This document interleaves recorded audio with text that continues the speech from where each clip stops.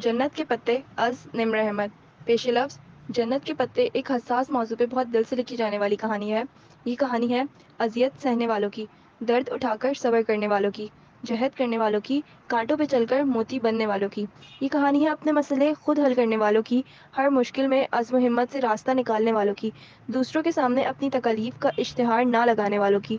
और ये कहानी है उन लोगों के लिए जो बहुत से अच्छे काम सिर्फ इसलिए नहीं कर पाते कि यूं करते वो अच्छे नहीं लगेंगे, जो अल्लाह ताला के कुछ अहकामात पे अमल तो करना चाहते हैं मगर आज के दौर के लिहाज से वो उनको प्रैक्टिकल नहीं लगते, जो सीधे रास्ते पे चलना तो चाहते हैं मगर उन्हें अपने इर्द गिर्द कोई हौसला अफजाई तहरीक नहीं मिल पाती जो उनकी हिम्मत बंधाए। जन्नत के पत्ते आपकी इसी हौसला अफजाई के लिए लिखा गया है। अगर आप इस कहानी को पढ़कर इसमें बताए गए शरीयत के उन अहकामात को जिन पे अमल करने के लिए मरकज़ी किरदारों को मुश्किल का सामना है नहीं भी ले पाते तब भी ठीक है।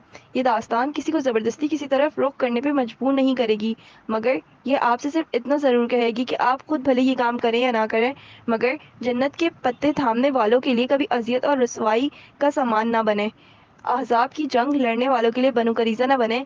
जो लोग उन अहकामात पे अमल करते हैं उनकी हिम्मत बंधाएं, तोड़े नहीं, उनको अकेला मत करें, उनको अल्लाह का हुक्म जैसे है और जब है की बुनियाद पे मानने की सज़ा ना दें। अगर कोई अल्लाह ताला का हुक्म पूरा का पूरा मानना चाहता है तो आप खुद भले वो हुक्म मानते हो ना या ना मानते हो, मगर ऐसे लोगों को तनहा ना करें। बाप एक लैपटॉप तकिए पे रखा था और वो उसके सामने कोनियों के बल ऊँधी लेटी थी। स्क्रीन की रोशनी उसके चेहरे को चमका रही थी। वो थोड़ी तले हथेली रखे दूसरे हाथ की एक उंगली लैपटॉप के टच पैड पर फेर रही थी। लंबे सीधे स्याह बाल पीछे कमर पे पड़े थे। उसकी आंखें भी वैसी ही थीं, स्याह बड़ी बड़ी मोगली आंखें जिनमें चांदनी की सी चमक थी, और चेहरा तो मलाई का बना लगता था, सफेद मुलायम और चमकदार। वो उसी मगन अंदाज में स्क्रीन पर निगाहें मरकूज किए टच पैड पे उंगली फेर रही थी। एक क्लिक के बाद अगला सफा खुला तो एकदम उसकी मुतहर्रिक उंगली ठहर गई। स्क्रीन पे जमी आंखों में जरा सा तफक्कुर उभरा और फिर बेचैनी। उसने जल्दी जल्दी 2-3 बटन दबाए। लोडिंग। अगले सफ़े के लोड होने का इंतजार करते हुए उसी मुस्तरिब अंदाज में उसने उंगली से चेहरे की दाएं तरफ फिसलती लटें पीछे की। चंद सेकंड बाद सफ़ा लोड हो गया था। वो बेचैनी से चेहरा स्क्रीन के करीब लाई तो सिल्की बालों की चंद लटें फिर से शाने पे फिसल कर आगे को गिरी। जैसे जैसे वो पढ़ती गई उसकी स्याह आंखें हैरत से फैलती गईं। लफ्ज़ जरा से खुल गए और पूरा वजूद बेयकीनी में डूब गया। ढेर सारे लम्हे लगे थे उसे खुद को यकीन दिलाने में जो वो पढ़ रही है बिल्कुल सच है। और जैसे ही उसने के जहन ने यकीन की धरती को छुआ वो एक झटके से उठ बैठी। उसका सेलफोन साइड टेबल पे रखा था। उसने हाथ बढ़ाकर सेल उठाया और जल्दी जल्दी कोई नंबर मिलाने लगी। रात की मुकद्दस खामोशी में बटनों की आवाज ने जरा सा इर्ताश पैदा किया था। उसने फोन कान से लगाया। दूसरी जानिब घंटी जा रही थी। Hello Zara. शायद राब्ता मिल गया था तभी वो दबे दबे जोश से चहकी। कैसी हो? सो तो नहीं गई थी? हया बोल रही हूँ। दूसरी तरफ उसकी दोस्त कुछ कह रही थी। वो लम्हे भर को सुनने के लिए रुकी, फिर धीरे से हंस दी। सारी बातें छोड़ो ज़ारा, मेरे पास जो बड़ी खबर है वो सुनो। अब वो आदतन स्याह बालों की एक मोटी लट उंगली पे लपेटती कह रही थी। और तुम यकीन नहीं करोगी, मैं जानती हूँ। अरे नहीं, दावर भाई की शादी से मुताल्लिक नहीं है। दूसरी जानिब ज़ारा ने कुछ कहा तो उसने फौरन तरदीद की। बल्कि यूं करो कि तुम गैस करो कि मैं तुम्हें क्या बताने वाली हूँ। उसने एक हाथ से लैपटॉप परे किया और तकिया निकालकर बैकग्राउंड के साथ सीधा लगा लिया। फिर उससे टेक लगाकर पांव सीधे कर लिए। साथ साथ वो नफी में सर हिलाते ज़ारा के कहे अंदाजों में की तरतीब भी करती जा रही थी। नहीं, बिल्कुल नहीं, ऐसा तो है ही नहीं। अरे, मेरी शादी नहीं हो रही। जी नहीं, इरम की भी नहीं हो रही। सीरियसली ज़ारा, तुम्हारी सोच बस यहीं तक है? अब कान खोलकर सुनो। तुम्हें वो इरिस्मस मेंस एक्सचेंज प्रोग्राम याद है जिसके लिए हमने अप्लाई किया था? Can you believe it Zaara कि मुझे यूरोपीय यूनियन ने स्कॉलरशिप के लिए सेलेक्ट कर लिया है? दूसरी जानिब ज़ारा इतनी ज़ोर से चीखी कि मोबाइल का स्पीकर ऑफ होने के बावजूद उसकी चीख सारे कमरे में सुनाई दी। बिल्कुल सच कह रही हूँ ज़ारा। अभी 15 मिनट पहले मुझे यूनिवर्सिटी की तरफ से मेल मिली है। उसने साथ ही एक हाथ से परे लैपटॉप और का रुख अपनी जानिब मोड़ कर सर आगे करके गौर से दोबारा देखा। हाँ, 15 मिनट पहले, ठीक 9:30 बजे सिलेक्शन की मेल आई है। तुम भी फौरन चेक करो, तुमने भी अप्लाई किया था ना, तुम्हें भी मेल आई होगी। वो फोन एक हाथ से पकड़े दूसरे हाथ से बटन दबाकर लैपटॉप ऑफ करने लगी। नहीं, स्पेन की ड्यूस्टो ने नहीं बल्कि तुर्की की सबांजी यूनिवर्सिटी ने हमें सेलेक्ट किया है और अब हम एक सेमेस्टर पढ़ने 5 माह के लिए इस्तांबुल जा रहे हैं। लैपटॉप की स्क्रीन अंधेर हुई तो उसने उसे हाथ से दबाकर बंद किया, फिर तार निकालकर साइड टेबल पर रख दिया। हाँ, मैंने सबांजी को नेट पे देखा है। बहुत खूबसूरत यूनिवर्सिटी है, मगर वो लम्हे भर को खामोश हो गई। दूसरी जानिब से गालिबन इस्तफसार किया गया तो वो दोबारा गोया हुई। बस एक छोटा सा मसला है, लेकिन हम इसके बारे में अपनी फैमिलीज को आगाह नहीं करेंगे। धीमी आवाज में बोलते हुए उसने गर्दन मोड़कर बंद दरवाजे को देखा। दरअसल समांजी में यूनिवर्सिटी के हेड स्कार्फ पर पाबंदी है। इधर सर ढकना मना है। घर वालों को बताकर मुतनफ्फर नहीं करने के बजाय इस बात को गोल कर जाना। वैसे भी हम दोनों में से कोई स्कार्फ लेता नहीं है। इसी पल खिड़की के उस पार कुछ खड़का था। वो चौंक कर देखने लगी। कद आदम खिड़कियों के आगे भारी पर्दे गिरे थे। अलबत्ता पीछे जालियां खुली थीं। शायद उसका वहम था। वो सर झटककर फोन की जानिब मुतवज्जा हो गई। अब्बा ने मुझे कभी स्कार्फ लेने या ढकने पर मजबूर नहीं किया। Thank God. हाँ, इरम घर से बाहर स्कार्फ लेती है। इसके अब्बू ताया फुरकान जरा सख्त है ना। वो फिर से हेड क्राउन से टेक लगाए नीम दराज मगन सी बताने लगी। परमिशन तो कोई मसला ही नहीं है। अब्बा स्पेन जाने की इजाजत ना देते, मगर तुर्की में तो सबीन फुप्पो रहती है ना, सो वो मान गए थे। वैसे भी इन्हें अपनी बेटी पे पूरा भरोसा है। फिर वो चंद लम्हे एयरपीस से उभरती अपनी दोस्त की बातें सुनती रही। ज़ारा खामोश हुई तो उसने नफी में सर हिलाया। कल नहीं, दावर भाई की मेहंदी परसों है। तुम आ रही हो ना? और हाँ, मैं और इरम लहंगा पहन रहे हैं। सारे कजन्स बहुत एक्साइटेड हैं। खानदान की पहली शादी है ना। ओके, तुम अब जाकर मेल चेक करो, मैं भी सोती हूँ, रात बहुत हो गई है। अलविदाई कलमात कहकर उसने मोबाइल कान से हटाया और तकिए पे उछाल दिया। फिर जाने जाने के लिए उठ खड़ी हुई। बाहर लॉन्च खामोशी में डूबा था। हया ने आहिस्ता से अपने कमरे का दरवाजा बंद किया और नंगे पांव चलती लॉन्च से किचन की तरफ आई। स्याह लंबी कमीज और स्याह खुले ट्राउजर में उसका कद मजीद दराज लग रहा था। किचन में अंधेरा फैला था। वो दरवाजे के करीब रुकी और हाथ से दीवार पे स्विच बोर्ड टटोला। बटन दबने की आवाज आई और सारी बत्तियां जल उठीं। उसने आगे बढ़कर फ्रिज का दरवाजा खोला और पानी की बोतल निकालने को झुकी। झुकने से रेशमी बाल कंधों पे फिसलकर सामने को गिरे। हया ने नजाकत से उंगली से उनको पीछे हटाया और बोतल निकालकर सीधी हुई। फिर काउंटर पे रखे रैक से शीशे का ग्लास उठाया और बोतल उसमें उंडेली। पानी की नदी सी ग्लास में गिरने लगी। तभी उसकी निगाहें काउंटर पे रखी किसी सफेद चीज पर पड़ी। वो जैसे चौंक उठी। बोतल वहीं स्लेब पे रखकर उसकी तरफ आई। वो सफेद अधखुले गुलाबों का बुके था, जिनमें कहीं कहीं सब्ज पत्ते झलक रहे थे। साथ ही एक बंद सफेद लिफाफा रखा था। हया ने गुलदस्ता उठाया और चेहरे के करीब लाकर आंखें मूंदे सूंघा। दिल फरेब ताजगी भरी महक उसके अंदर तक उतर गई। फूल बिल्कुल ताजा थे, जैसे अभी अभी तोड़े गए हों। जाने कौन रख गया था इधर। उसने बंद लिफाफा उठाया और पलट कर देखा। उस पे घर के पते के ऊपर नुमाया सा हया सुलेमान लिखा था। पीछे भेजने वाले की का पता ना था, बस कोरियर सर्विस की मोहर और स्टिकर लगे थे। मोहर पे एक रोज कबल की तारीख थी। उसको कभी किसी ने यूं फूल नहीं भेजे थे। क्या मामला था ये भला? उलझते हुए हया ने लिफाफा चाक किया। अंदर एक मोटा कागज था। उसने 2 उंगलियां लिफाफे में डालकर कागज पकड़ा और बाहर निकाला। सफेद कागज बिल्कुल साफ था, ना लकीर ना कोई डिजाइन। बस उसके वस्त में अंग्रेजी में 3 लफ्ज लिखे थे, वेलकम टू सबांजी। वो सन्नाटे में रह गई। ये क्या मजाक था? भला खत भेजने वाले को कैसे पता चला कि वो सबांची जा रही है? खत पे तो एक रोज कबल की तारीख थी, जबकि कबूलियत की वो ईमेल उसे अभी 15 मिनट पहले ही मौसूल हुई थी। जो बात उसे ऑफिशियली बताई ही 15 मिनट कबल गई थी, वो उस शख्स को एक रोज पेशतर कैसे मालूम हुई? अगर जारा को उसने खुद भी ना बताया होता तो वो समझती कि ये उसकी हरकत है। और ये खत सबांजी यूनिवर्सिटी की तरफ से भी नहीं आ सकता, क्योंकि उस पे एक कौमी सतह की कोरियर कंपनी की मोहर लगी थी। फिर किसने भेजा उसे ये? पानी से भरा ग्लास वहीं स्लेब पे छोड़कर वो बुके और लिफाफे उठाए उलझती हुई अपने कमरे की तरफ चली गई। दोपहर की ठंडी सी छाया हर सू छाई थी। वो पर्स कंधे से लटकाए बारीक हील से चलती पोर्च में खड़ी अपनी कार की तरफ आई, जो थी तो उसके भाई रोहेल की, मगर उसके पढ़ाई की गर्ज से अमेरिका चले जाने के बाद हया की मिल्कियत थी। उसने चाबी लॉक में घुमाई ही थी कि गेट के उस पार उसे जारा आती दिखाई दी। वो दरवाजा खोलकर मुस्कुराती हुई सीधी हुई। हया, मुझे तो कोई ईमेल नहीं आई।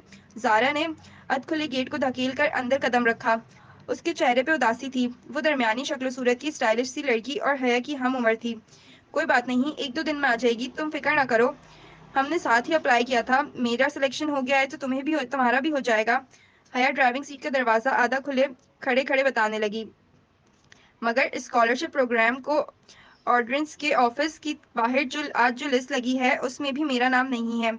और मेरा सिर्फ तुम्हारा है, हमारे डिपार्टमेंट से, और एनवायरमेंटल साइंस की एक लड़की खतीजा राना का है।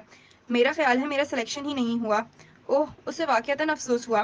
रात फोन कॉल के बाद उसकी जारा से अब बात हो रही थी। खैर, तुम कहीं जा रही थी? जारा चेहरे पे दोबारा बशाशत लाते हुए पूछने लगी। हाँ, मार्केट जा रही थी इरम के साथ। दावर भाई की मेहंदी का फंक्शन है और मेरे लहंगे के साथ की हाई हील्स गुम हो गई हैं। शायद काम वाली उठाकर ले गई है। अब नए जूते लेने पड़ेंगे। तुम चलोगी? वो गाड़ी से कोहनी टिकाए तफसीलन बताने लगी। इस वक्त वो हल्की आसमानी लंबी कमीज और तंग चूड़ीदार पजामे में मलबूस थी। قمیص کا دامن ٹخنوں سے ذرا اوپر تک تھا، ہم رنگ دوپٹہ گردن کے گرد لپٹا تھا، بال کمر پہ گر رہے تھے اور عادتاً آنکھوں میں گہرا کاجل ڈالا تھا۔ ہاں چلو پھر جلدی نکلتے ہیں۔ زارا فوراً تیار ہو گئی اور فرنٹ سیٹ کی طرف بڑھی۔ ارم کو بھی لینا ہے۔ حیا نے اندر بیٹھ کر دروازہ بند کیا اور اگنیشن میں چابی گھمائی۔ ویسے تمہارے سخت سے تایا ارم کو یوں تمہارے ساتھ شاپنگ پہ جانے کی اجازت دے دیتے ہیں؟ ارم ان دونوں سے جونیئر تھی اور اس کا ڈپارٹمنٹ بھی دوسرا تھا، سو زارا کی اس سے زیادہ ملاقات نہ تھی۔ ان کی سختی صرف اسکارف تک ہے، ویسے بہت اچھے ہیں وہ۔ وہ کار باہر گیٹ پہ لے آئی۔ ارم کا گھر حیا کے ہمسائے میں تھا، دونوں گھروں کے درمیانی دیوار میں آنے جانے کا راستہ بھی موجود تھا، لیکن اسے جب بھی ارم کو پک کرنا ہوتا وہ اس کے گیٹ پہ ہارن دیا کرتی تھی۔ ابھی بھی زور کا ہارن دیا تو چند ہی لمحے بعد ارم باہر نکل آئی۔ کاسنی لمبی قمیض اور ٹراؤزر میں ملبوس ہم رنگ دوپٹہ پھیلا کر سامنے لیے چہرے کے گرد میچنگ کاسنی اسکارف لپیٹے وہ تقریباً بھاگتی ہوئی پچھلی سیٹ کے دروازے تک آئی تھی۔ ہیلو زارا۔ ہیلو حیا۔ بے تکلفی سے چہکتے ہوئے اس نے اندر بیٹھ کر دروازہ بند کیا۔ حیا کے ساتھ آؤٹنگ کے پروگرام اسے یوں ہی خوش کیا کرتے تھے۔ کیسی ہو ارم؟ تم سے تو ملاقات ہی نہیں ہو پاتی۔ زارا نے ترچھی ہو کر رخ پیچھے کو کیا۔ آپ کا ڈپارٹمنٹ دور پڑتا ہے نا، تبھی۔ اور ہاں، حیا بتا رہی تھی آپ لوگوں کا ترکی کا سلیکشن آ گیا ہے۔ میں سلیکٹ نہیں ہوئی، حیا ہو گئی ہے۔ خیر اس میں بھی کوئی بہتری ہوگی۔ تم نے نہیں اپلائی کیا تھا؟ ابا اجازت دیتے تب نا۔ وہ اداس ہو گئی۔ ویسے پیرنٹس کو اتنا سخت نہیں ہونا چاہیے، زارا نے کہا۔ حیا نے تادیبی نظروں سے اسے گھورا کہ کہیں پہلے سے احساس کمتری میں مبتلا ارم مزید اداس نہ ہو جائے، مگر زارا گردن موڑے پیچھے دیکھ رہی تھی اور ارم حسب توقع اداس ہو گئی تھی۔ ابا بھی پتہ نہیں کس پہ چلے گئے۔ اتنی گرمی میں اسکارف لینا آسان ہوتا ہے کیا؟ اور پھر کل مہندی کی لہنگی کی بھی آدھی آستینیں نہیں بنانے دی مجھے۔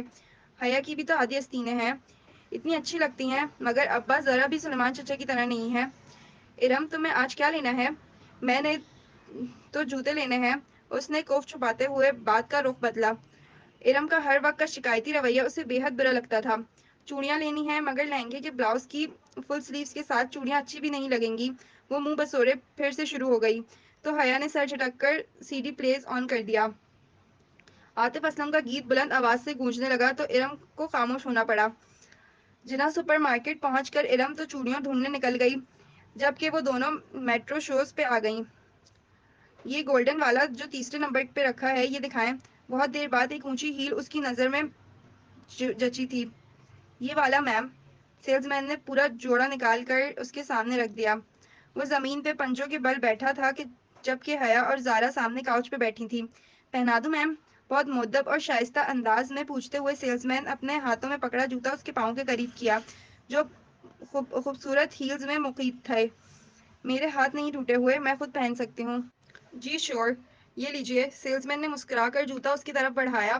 اس نے اسے یوں پکڑ رکھا تھا کہ اسے تھامتے ہوئے حیا کی انگلیاں لازماً اس کے ہاتھ سے مس ہوتی۔ سامنے رکھ دو، میں اٹھا لوں گی۔ اس کے روکھے لہجے پہ سیلز مین نے زیر لب کچھ گنگناتے ہوئے جوتا سامنے رکھ دیا۔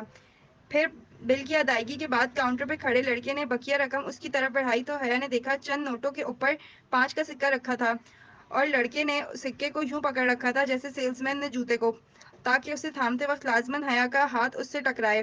شکریہ۔ حیا نے نوٹ کنارے سے پکڑ کر کھینچا، سکہ لڑکے کے ہاتھ میں رہ گیا۔ میم آپ کا سکہ۔ لڑکے نے فاتحانہ انداز میں سکہ اس کی جانب بڑھایا کہ اب تو لازماً پکڑے گی، اور یہ سامنے رکھے صدقے کے باکس میں ڈال دو۔ وہ بے نیازی سے شاپر تھامے پلٹ گئی۔ زارا نے بے اختیار کہکا لگایا۔ اس لڑکی کی شکل دیکھنے والی تھی حیا۔ دل تو کر رہا تھا اس کی شکل پہ شاپ کے سارے جوتے دے ماروں۔ معلوم نہیں ہمارے مردوں کی ذہنیت کب بدلے گی، یوں گھورتے ہیں جیسے کبھی لڑکی دیکھی نہ ہو۔ وہ تنفر سے ناک سکوڑتی اور غصے میں بولتی زارا کے ساتھ سیڑھیاں اتر رہی تھی جب قریب سے آواز آئی، تو اتنا بن سنور کر نہ نکلا کرو بی بی۔ وہ چونک کر آخری سیڑھی پہ ٹھہر گئی۔ وہ ایک معمر خاتون تھی، بڑی سی چادر میں لپٹی ہوئی، ناگواری بھری نگاہ اس پہ ڈال کر آہستہ آہستہ اوپر زینے چڑھ رہی تھی۔ ایک تو لوگوں کو راہ چلتے تبلیغ کرنے کا بہت شوق ہوتا ہے۔ وہ اور بھی کچھ کہتی، مگر زارا اس کو کونیوں سے تھامے وہاں سے لے آئی۔ تبھی ارم سامنے سے آتی دکھائی دی۔ اس کا سینے پہ پھیلا دوپٹہ اب سمٹ کر گردن تک آ گیا تھا۔ اس نے کچھ خاص شاپنگ نہیں کی تھی، شاید وہ صرف ان کے ساتھ آؤٹنگ پہ آئی تھی۔ میٹرو سے وہ اسکوپ چلی آئیں کہ کچھ ہلکا پھلکا کھا لیں۔ رات کی دعوت تو تایا فرقان کی طرف تھی، جو وہ بیٹے کی شادی کے لیے جمع ہوئے خاندان والوں کے لیے دے رہے تھے۔ میرے لیے پائن ایپل سلش منگوا لینا، میں ذرا بیکری سے کچھ لے لوں۔ ارم جھٹ سے باہر کو لپکی۔ حیا نے گہری سانس لیتے ہوئے اپنی جانب کا شیشہ نیچے کیا۔ سرد ہوا کا تھپڑ تیزی سے اندر آیا، مگر اتنی سردی میں سلش پینے کا اپنا مزہ تھا۔ وہ پارکنگ لاٹ میں موجود تھی اور ٹھنڈی ہوا ساری جگہ کو گھیر رکھا تھا۔ مغرب گہری ہو چکی تھی اور ہر طرف اندھیرا سا تھا۔ ارم خاصی کمپلیکس لگتی ہے نہیں؟ ارم دور ہو گئی تو زارا نے اس کی طرف گھومتے ہوئے کہا، اور تم اس کے انہی کمپلیکس کو ہوا دے رہی تھی؟ وولٹا اس پر خفا ہوئی۔ تایا فرقان صرف اسکاف کی سختی کرتے ہیں، وہ بس اسی بات پہ خود ترسی کا شکار ہے، اور تم بھی اس کا ساتھ دے رہی تھی۔ میں نے سوچا کہ بیچاری نہیں ہے وہ بیچاری، اب اس کو بھی یہی سمجھانا کہ خواہ مخواہ خود ترسی سے نکل آئے۔ ویٹر ہاتھ میں کارڈ پکڑے حیا کی طرف کھلے شیشے کے باہر آ چکا تھا۔ تمہیں یاد ہے زارا، پچھلے سال جب یونیورسٹی والوں نے ہمیں ترکی کی ٹرپ کی آس دلائی تھی اور آخر میں پہنچ کر سارا پروگرام ہی کینسل کر دیا تھا؟ آرڈر لکھوا کر وہ شیشہ اوپر چڑھاتے ہوئے یاد کر کے کہنے لگی، میں تو اتنی مایوس ہو گئی تھی کہ سوچا بھی نہ تھا کہ کبھی ترکی جا سکوں گی۔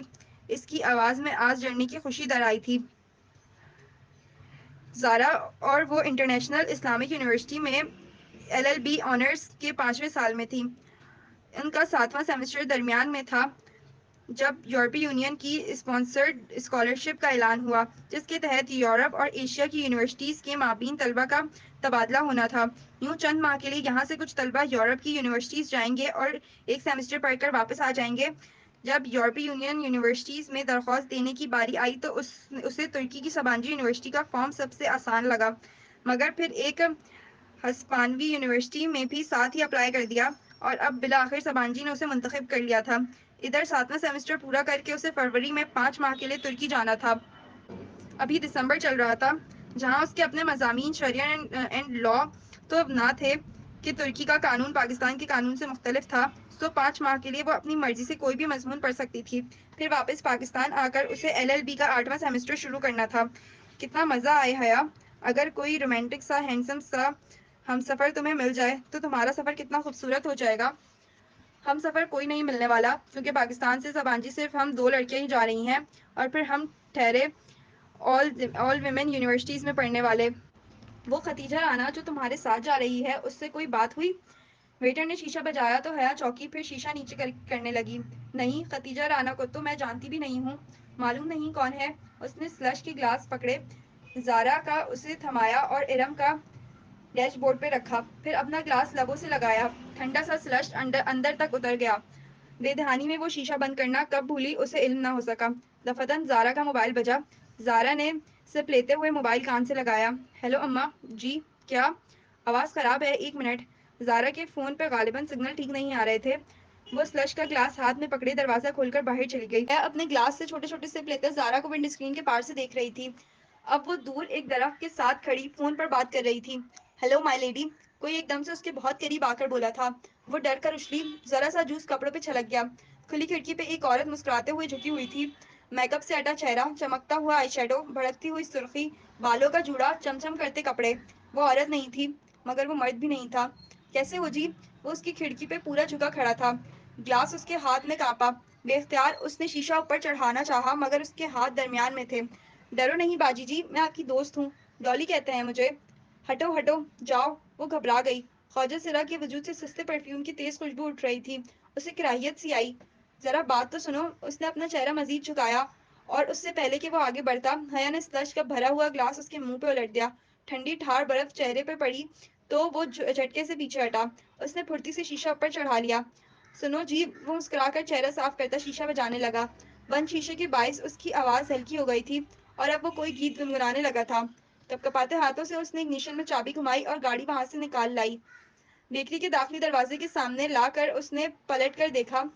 وہاں درختوں کے ساتھ وہ ڈالی نامی خواجہ سرا ابھی تک کھڑا تھا۔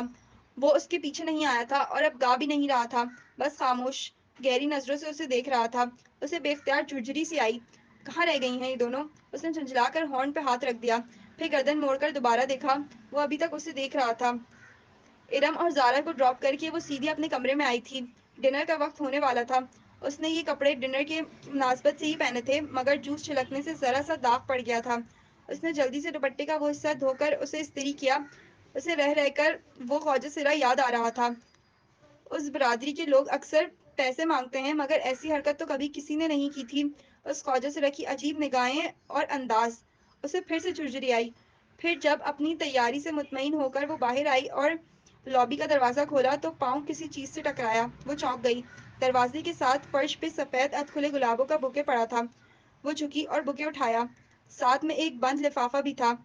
वो दोनों चीजें उठाकर सीधी हुई और लिफाफा खोला जिस पे हया सुलेमान लिखा था। अंदर वही सफेद बेसतर चौकोर कागज। उसके वस्त में उर्दू में लिखा था, उम्मीद करता हूँ कि आपका आज का डिनर अच्छा गुजरेगा। उसने लिफाफा पलटकर देखा। कहीं भी कुछ और नहीं लिखा था, बस लिफाफे पे गुज़िश्ता रोज की मोहर लगी थी। ये कौन था? उसे फूल बेच रहा था। वो बुके और खत कमरे में रखकर सारे मामले पे उलझती बाहर आई। ताया फुरकान के घर खूब चहल पहल लगी थी। लाउंज में सब कजन्स बैठे थे। एक तरफ खवातीन का ग्रोह खुशगप्पियों में मशगूल था। मर्द हजरात यकीनन ड्राइंग रूम में थे। उनके खानदान में कजन से बेतकल्लुफी को बुरी नजर से नहीं देखा जाता था। ताया फुरकान चारों बहन भाइयों में सबसे सख्त थे और उनकी सख्ती इरम के स्कार्फ लेने और घर से बाहर लड़कों से बात करने में थी। इरम और बाकी कजन्स भी अमूमन अपने कजन्स के सिवा बाहर किसी लड़के से बात नहीं करती थी। हया और इरम तो पढ़ती भी ऑल वुमेन यूनिवर्सिटी में थी। हाँ, दूसरे चचा और खुद सुलेमान साहब मुस्तकबिल में अपने बच्चों की शादियां यकीनन मिक्स गैदरिंग में रखेंगे, ये सबको मालूम था। उनका खानदान ज्यादा बड़ा ना था। वो लोग 3 भाई और एक बहन थे। ताया फुरकान सबसे बड़े थे। दावर, फरुख और इरम उनके बच्चे थे। फरुख मेडिकल कर चुका था और आजकल पोली क्लिनिक से हाउस जॉब कर रहा था और हया से 3 साल बड़ा था। समी फरुख से साल भर छोटा था और MBA के बाद जॉब कर रहा था। इरम हया से साल भर छोटी थी। आजकल सबसे बड़े बेटे दावर की शादी की तैयारियां चल रही थी। ताया फुरकान के बाद सुलेमान साहब थे। हया उनकी इकलौती बेटी थी और रुहेल इकलौता बेटा। रुहेल पढ़ाई के सिलसिले में अमेरिका में होता था। अब उनके घर में सुलेमान साहब, फातिमा बेगम और हया, बस यही तीनों थे। फिर जाहिद चचा थे। उनकी बड़ी 2 जुड़वा बेटियां महविश और सहरिश थीं। फिर बेटा रजा इंजीनियर था। सबसे छोटी बेटी सना ओ लेवल कर रही थी इस वक्त, सिवाय रुहेल के जो अमेरिका में था और दावर भाई के जो गालिबन ड्राइंग रूम में थे। बाकी तमाम लड़के लड़कियां लाउंज में मौजूद थे। लड़कियां कारपेट पे दायरा बना कर बैठी थीं। इरम के हाथ में ढोलक थी। उसका दुपट्टा सर से ढलक कर कंधे पे आ गया था। अलबत्ता अगर अभी ताया फुरकान आ जाते तो वो फौरन उसको सर पे ले लेती और वो महविश, सैरिज और सना के हमरा सुर मिला रही थी, जबकि रजा, फर्रुख और समी ऊपर कुर्सियों पे बैठे मजाकन लड़कियों की तरफ फिक्रे उछाल रहे थे। Hello everyone. वो सीने पे हाथ बांधे चलती हुई उनके करीब आकर रुकी तो सबकी निगाहें उसकी जानिब उठी। सफेद चेहरे के दोनों अतराफ में गिरते सीधे स्याह बाल और बड़ी बड़ी काजल से लबरेज आंखें। वो थी ही इतनी हसीन कि हर निगाह में सताइश उमंड आई। हया, कैसी हो? आओ चलो उन लड़कों को हराते हैं। आओ बैठो ना। बहुत सी आवाजें उससे टकराई मगर उसने बेनियाजी भरी मुस्कुराहट से शाने उचकाए। पहले मैं सायमा ताई की किचन में हेल्प करवा दूं। उसने इरम की अम्मी का नाम लिया जिनको उसने आते हुए किचन में उठकर जाते हुए देखा था। सायमा ताई ने यकीनन उसको आते नहीं देखा था, वरना उसे बुलवा लेती। इरम से ज्यादा समझदार तो बकौल उनकी हया थी। सायमा ताई के पीछे जाहिद चचा की बेगम आबदा चची भी चली गई थी। अब सोफे पे हया की अम्मी फातिमा बेगम तनहा बैठी थी। अम्मा, मैं जरा सायमा ताई के साथ हेल्प करवा दूं। उनको अपनी तरफ देखता पाकर उसने अपनी बात दोहराई तो उन्होंने मुस्कुराकर सर हिला दिया। वो मुतमईन सी आगे बढ़ी। राहदारी पार करके किचन के दरवाजे की सिमत बढ़ रही थी कि सायमा ताई की तेज आवाज समाज से टकराई। जैसे मैं जानती नहीं हूँ कि ये सारे रंग ढंग किसके लिए होते हैं। एक मेरे ही बेटे मिले हैं इसको पागल बनाने के लिए। वो बेख्तियार 2 कदम पीछे दीवार से जा लगी। ये सायमा ताई किसकी बात कर रही थी? तभी मैं कहूँ भाभी कि रजा क्यों हर वक्त हया हया करता रहता है। वो आबदा चची थी। अपने नाम पे ये चौंक सी गई। वो कह रही थी कि पिछली दफा जब हम सुलेमान भाई के घर खाने पे आए थे तो कैसे नक्सत नक्सक से तैयार फिर रही थी। तब से रजा मेरे पीछे पड़ा है कि हया का रिश्ता मांगे। इस लड़की को लड़कों को मुतवज्जा करने का फन आता है। आपदा इतनी मुश्किल से दावर के दिल से इसका ख्याल निकाला है मैंने और फुरकान ने। वो तो अड़ ही गया था कि शादी करेगा तो सिर्फ हया से, मगर जब फुरकान ने सख्ती की कि भला ऐसी बेपर्दा और आजाद ख्याल लड़की को अपनी बहू बनाकर हमने अपनी आखिरत बिगाड़नी है क्या, तब कहीं जाकर वो माना। मगर अब फर्रुख, क्या करूं मैं इस लड़की का? ये अभी भी इसी तरह कील कांटों से ले होकर आ जाएगी और फिर फर्रुख इसके जाने के बाद जिद पकड़ लेगा। अब मेरी इरम भी तो है ना, मजाल है कि सर पे से दुपट्टा लिए बगैर घर से निकले। सायमा ताई फखर से कह रही थी और वो धुआं धुआं होते चेहरे के साथ बमुश्किल दीवार का सहारा लिए खड़ी थी। इसे लगा कि अगर उसने मजीद कुछ सुना तो उसके आसाब जवाब दे जाएंगे। बवक्त अपने वजूद को संभालते वो वापस पलट आई। کسی بات پہ ہنستے ہوئے فروخ کی نگاہ اس پہ پڑی جو راہداری سے چلی آ رہی تھی۔ اس کی ہنسی تھم گئی اور بے اختیار مسکرا دیا۔ قبول صورت سا فروخ، جس کی رنگت ٹف روٹین کے باعث مزید سانولا گئی تھی، مگر مسئلہ تو اس کی واجبی شخصیت یا حیا کی بے پردگی کا نہ تھا۔ اصل بات تو وہ سب جانتے تھے، پھر بھلا اس کے بارے میں رضا یا فروخ نے سوچا بھی کیسے؟ وہ ایک سپاٹ نگاہ فروخ پہ ڈال کر چپ چاپ فاطمہ بیگم کے ساتھ صوفے پہ آ بیٹھی۔ تمہیں کیا ہوا؟ انہوں نے غور سے اس کے چہرے کو دیکھ کر پوچھا۔ کچھ نہیں اماں، وہ بوقت خود کو نارمل کر پائی۔ فاطمہ مطمئن ہو گئی اور وہ سائمہ تائی کے بارے میں سوچنے لگی، جس کا میری حیا میری جان کہتے منہ نہ تھکتا تھا، اور تایا فرقان کے لیے تو وہی بڑی بیٹی تھی، لیکن اندر سے ان لوگوں کے ایسے خیالات ہوں گے وہ گمان بھی نہیں کر سکتی تھی۔ اور وہ پھول، وہ بھی رضا فروخ میں سے کسی نے بھیجے ہوں گے، مگر کل رات جب پہلی دفعہ پھول آئے تھے تب تو فروخ نائٹ ڈیوٹی پہ تھا اور رضا وہ تو اسلام آباد میں تھا، مگر ان دونوں میں سے کسی کو اس نے سبانجی کی سلیکشن کے بارے میں کیسے علم ہوا؟ شاید جب وہ زارا کو فون پہ بتا رہی تھی تب کھڑکی کے باہر کچھ کھڑکا تھا۔ وہ جو کوئی بھی تھا، یقیناً اس نے کھڑکی کے باہر سے ساری بات سن لی ہوگی اور سن کر ہی وہ خط لکھ کر پھولوں کے ساتھ ادھر رکھا ہوگا، مگر اس پہ تو کورئر کی ایک روز قبل کی مہر تھی۔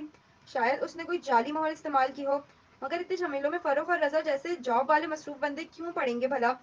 اس کا دل کہتا تھا کہ یہ نہ فروخ ہے اور نہ رضا، بلکہ کوئی اور ہی ہے۔ خیر، جہنم میں جائے وہ جو بھی ہے، ان دونوں کا دماغ تو میں ابھی ٹھیک کرتی ہوں۔ وہ تیزی سے اٹھ کر لڑکی لڑکیوں کے گروپ کے پاس چلی آئی۔ ارم، سامنے کھڑے کھڑے اس نے مخصوص بے نیازی سے سینے پہ ہاتھ باندھے ارم کو پکارا تو سب رک کر اسے دیکھنے لگے۔ کیا تم لوگوں نے سلیم پھپھو کو شادی کا کارڈ بھیجا تھا ترکی؟ کھنکیوں سے اس نے فروخ اور رضا کے چہروں کو دیکھا۔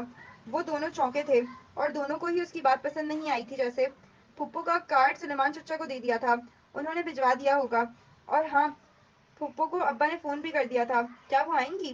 آنا تو چاہیے، آخر قریبی رشتہ ہے، تم سے نہ صحیح ہم سے تو ہے۔ اس نے قریبی رشتے پر زور دے کر ایک جتاتی نظر فروخ اور رضا پر ڈالی۔ وہ دونوں اپنی اپنی سوچوں میں گم تھے۔ پھر کھانے کے وقت سائمہ تائی نے سب سے پہلے اسے بلایا۔ حیا میری جان، یہ ارم کسی کام کی نہیں ہے، تم سمجھدار ہو، ٹیبل پہ تم خیال رکھنا کہ جیسے کوئی ڈش آدھی ہو فوراً ظفر کک کو اشارہ کرنا، ٹھیک ہے؟ شیور تائی، میں خیال کروں گی، وہ مسکراتی ہوئی سرو کرنے لگی۔ چند منٹ بعد سب ڈائننگ ہال میں کھڑے اپنی اپنی پلیٹوں میں کھانا نکال رہے تھے۔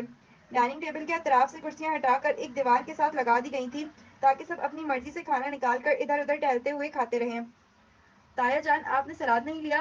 وہ رشین سلاد سے بھرے شیشے کا بڑا پیالہ اٹھائے تایا فرقان اور سلیمان صاحب کے پاس آئی، جو اپنے دھیان میں محو گفتگو تھے۔ اس کے پکارنے پر چونکے۔ تھینک یو بیٹا۔ تایا فرقان مسکرا کر چمچے سے سلاد اپنی پلیٹ میں نکالنے لگے۔ وہ شلوار کرتے میں ملبوس تھے، کندھوں پہ شال تھی اور باروب چہرے پہ مونچھیں۔ سلیمان صاحب ان کے برعکس کلین شیو ڈنر سوٹ میں ملبوس تھے، خاصے اسمارٹ اور ہینڈسم لگ رہے تھے۔ دونوں کی سوچ بھی اپنے حلیوں کی مانند تھی۔ ابا، آپ ہی لینا؟ سلیمان، تم نے سبین کو کارڈ پوسٹ کر دیا تھا؟ تایا کو اچانک شاید اس کی شکل دیکھ کر یاد آیا۔ سلیمان صاحب کا چمچے میں سلاد بھرتا ہاتھ ذرا سست ہوا اور چہرے پہ کڑواہٹ پھیل گئی۔ بہت آہستہ آہستہ انہوں نے سلاد سے بھرا چمچ اپنی پلیٹ میں پلٹا کر دیا تھا۔ ان کے لہجے میں عجب کاٹ تھی جو حیا کے لیے نئی تھی۔ ابا، سبین پھپھو شادی پہ آئیں گی؟ وہ پوچھے بنا نہ رہ سکی۔ کل مہندی ہے، آنا ہوتا تو اب تک آ گئی ہوتی۔ 30 سال میں جو عورت صرف چند دفعہ ملنے آئی ہو اور اب بھی نہ آئے تو بہتر ہے۔ حیا تو کیا فرقان تایا بھی دنگ رہ گئے۔ سلیمان، کیا ہوا ہے؟ تھینک یو بیٹا۔ جواب دینے کے بجائے سلیمان صاحب نے اسے مخاطب کیا تو وہ اب تم جاؤ کا اشارہ سمجھ کر سر جھکائے وہاں سے چلی آئی۔ بہت آہستہ سے سلاد کا پیالہ میز پہ رکھا اور اپنی آدھی بھری پلیٹ اٹھائی، مگر اب کچھ بھی کھانے کو جی نہیں چاہ رہا تھا۔ یہ ابا کو کیا ہو گیا تھا؟ وہ پھپھو کے بارے میں ایسی گفتگو کیوں کر رہے تھے؟ پھر وہ رہ نہ سکی، اپنی پلیٹ لیے اسی ستون کے پیچھے آ کھڑی ہوئی جس کی دوسری جانب تایا اور ابا کھڑے تھے، بظاہر اپنی پلیٹ پہ سر جھکائے، اس کے کان انہی کی طرف لگے تھے۔ حیا کے لیے عمیر لاغاری نے اپنے بیٹے کا پروپوزل دیا ہے، سلیمان صاحب اپنے دوست اور اپنی کمپنی کے شیئر ہولڈر کا نام لے کر کہہ رہے تھے، اور اس کے ہاتھ میں پکڑی پلیٹ سے لرز گئی، دل سہم اٹھا۔ یہ کیا کہہ رہے ہو؟ تایا فرقان ششدر رہ گئے۔ بھائی، اس میں حیرت کی کیا بات ہے؟ ولید اچھا لڑکا ہے، کل مہندی پہ آئے گا تو آپ کو ملواؤں گا۔ سوچ رہا ہوں حیا سے پوچھ کر ہاں کر دوں، مگر سلیمان، یہ کیسے ہو سکتا ہے؟ کیوں نہیں ہو سکتا بھائی؟ تم حیا کی شادی یوں کیسے کر سکتے ہو؟ باپ ہوں اس کا، کر سکتا ہوں، فاطمہ بھی راضی ہے، اور مجھے یقین ہے کہ حیا کو بھی کوئی اعتراض نہیں ہوگا۔ اور جہان؟ جہان کا کیا ہوگا؟ کون جہان؟ سلیمان صاحب یکسر انجان بن گئے۔ تمہارا بھانجا، سبین کا بیٹا، جہان، جس سے تم نے حیا کا نکاح کیا تھا، تم کیسے بھول سکتے ہو؟ جواباً سلیمان صاحب نے ناگواری سے سر جھٹکا۔ وہ 21 سال پرانی بات ہے اور حیا 22 سال کی ہو چکی ہے۔ بیوقوفی کی تھی میں نے کہ سبین پر اعتبار کر کے اپنی بچی کا نکاح اس کے بیٹے سے کر دیا تھا۔ کیا ان 21 برسوں میں کبھی سبین نے مڑ کر پوچھا ہے کہ اس نکاح کا کیا بنا یا کیا بنے گا؟ زیادہ سے زیادہ 6 ماہ میں ایک دفعہ فون کر لیتی ہے اور 3 منٹ بات کر کے رکھ دیتی ہے۔ آپ کو واقعی لگتا ہے کہ وہ لوگ اس رشتے کو قائم رکھنا چاہتے ہیں؟ مگر سبین تو سکندر کی وجہ سے، تم جانتے ہو وہ الٹے دماغ کا شخص ہے۔ میں کیسے مان لوں کہ صرف اپنے مغرور اور بد دماغ شوہر کی وجہ سے وہ اپنے بیٹے کا نکاح بھول سکتی ہے؟ اتنے برس بیت گئے ہیں، اس نے پھر کبھی رشتے یا شادی کی بات منہ سے نہیں نکالی۔ میں اس سے کیا امید رکھوں؟ مگر جہان تو اچھا لڑکا ہے۔ تم اس سے ملے تو تھے پچھلے سال جب تم استنبول گئے تھے؟ جی، جہان سکندر اچھا لڑکا، مائی فٹ۔ انہوں نے تلخی سے سر جھٹکا۔ اس کے تو مزاج ہی نہیں ملتے۔ وہ ترکی میں پیدا ہوا ہے، اس نے کبھی پاکستان کی شکل نہیں دیکھی، نہ اسے اردو آتی ہے نہ پنجابی۔ کبھی ان تمام برسوں میں اس نے اپنے کسی ماموں کا حال پوچھا؟ کبھی فون کیا؟ میں یہ سب بھی بھول جاتا، مگر جب میں نے پچھلے سال استنبول گیا تھا تو آپ یقین نہیں کریں گے کہ بھائی میں نے وہاں 18 روز گزارے۔ میں روز سبین کے گھر جاتا تھا۔ سکندر تو ملا ہی نہیں، اور جہان آخری روز مجھ سے ملا، اور وہ بھی صرف 15 منٹ کے لیے۔ وہ بھی جب اس کی ماں نے اسے میرا نام بتایا تو کافی دیر بعد اسے یاد آیا کہ اس کے کوئی دور پار کے ماموں کا نام ہوتا ہے۔ پھر جانتے ہیں وہ مجھ سے کیا پوچھنے لگا؟ کیا پاکستان میں روز بم دھماکے ہوتے ہیں؟ اور کیا وہاں انٹرنیٹ کی سہولت موجود ہے؟ پھر اس کا فون آیا اور وہ اٹھ کر چلا گیا۔ میں کبھی حیا کے لیے کورٹ سے خلا لینے کے متعلق نہ سوچتا اگر میں اس روز ایک ترک لڑکی کو جہان کو گھر ڈراپ کرتے نہ دیکھ لیتا۔ جب میں فلائٹ پکڑنے سے قبل سبین کو خداحافظ کہنے گیا تھا، اس لڑکی کے ساتھ اس کی بے تکلفی الامان۔ وہ سکندر شاہ کا بیٹا ہے اور وہ اپنے باپ پر ہی تو ہے۔ میں سمجھتا تھا کہ اگر احمد شاہ جیسے عظیم انسان کا بیٹا ہو کر سکندر اس کے برعکس نکلا تو ویسے ہی جہان بھی اپنے باپ کے برعکس نکلے گا اور وہ ایک اچھا انسان ہوگا، مگر نہیں، وہ اسی مغرور آدمی کا مغرور بیٹا ہے۔ حیا کون ہے؟ اس کا ان سے کیا تعلق ہے؟ یہ بات نہ جہان کو یاد ہے اور نہ سبین کو۔ سبین تو یہ ذکر ہی نہیں کرتی۔ اب میں اپنی بیٹی کو زبردستی ان کے گھر بھیج دوں کیا؟ خیر، کل ولید سے ملواؤں گا آپ کو۔ اب جو بھی رشتہ اچھا لگا میں حیا کی ادھر شادی کر دوں گا۔ اور اب اس میں مزید سننے کی تاب نہیں تھی۔ وہ سفید چہرہ لیے بوجھل قدموں سے چلتی ہوئی ان سے دور ہٹ گئی۔ جہان سکندر کو اس نے کبھی نہیں دیکھا تھا، بس بچپن سے اپنے اور اس کے رشتے کے متعلق سنا تھا۔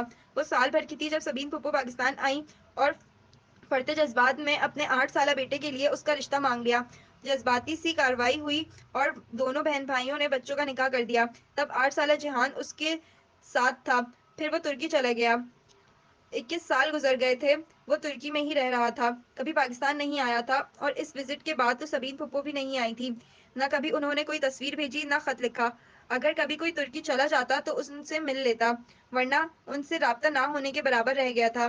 انٹرنیٹ وہ استعمال نہیں کرتی تھیں، اگر جہان کرتا تھا بھی تو اس کا کوئی ای میل، فیس بک، ٹویٹر، کسی کے پاس کچھ بھی نہیں تھا۔ ارم وغیرہ اسے فیس بک پر سرچ کرتے تھک گئے تھے، مگر ترکی کا کوئی جہان سکندر انہیں نہیں ملا تھا۔ شروع کے چند برس پھپھو بہت فون کرتی تھیں، پھر آہستہ آہستہ یہ رابطے زندگی کی مصروفیات میں کھو گئے۔ 3 ماہ میں ایک فون ان کا آ جاتا اور 3 ماہ کے بعد ایک فون ادھر سے چلا جاتا، یوں 6 ماہ میں 2 ہی دفعہ بات ہو پاتی۔ رسمی علیق سلیق، موسم کا حال، سیاست پہ تبادلہ خیال، اور پھر اللہ حافظ۔ ان تمام باتوں کے باوجود خود کو ذہنی اور جذباتی طور پر جہان سے وابستہ کر چکی تھی وہ۔ نکاح کے وقت کی تصویریں آج بھی اس کے پاس محفوظ تھیں۔ 8 سالہ بھورے بالوں اور سنہری رنگت والا خوبصورت سا لڑکا، جس کو اس نے اپنے روبرو کبھی نہیں دیکھا تھا، اور شاید ترکی جانے کی ساری خوشی کی وجہ بھی یہی تھی کہ جس پر ابا نے پانی پھیر دیا تھا۔ اس روز اسے رہ رہ کر پھپھو اور جہان پر غصہ آ رہا تھا، جن کی بے رخی کے باعث اب یہ رشتہ ایک سوالیہ نشان بن کر رہ گیا تھا۔ خیر، داور بھائی کی شادی ہو جائے اور سیمسٹر ختم ہو جائے، پھر وہ ترکی جائے گی اور ان لوگوں کو ضرور ڈھونڈے گی۔ وہ لابی میں آویزہ آئینے کے سامنے کھڑی ماتھے پہ ٹیکا درست کر رہی تھی جب فاطمہ بیگم اسے پکارتی آئیں۔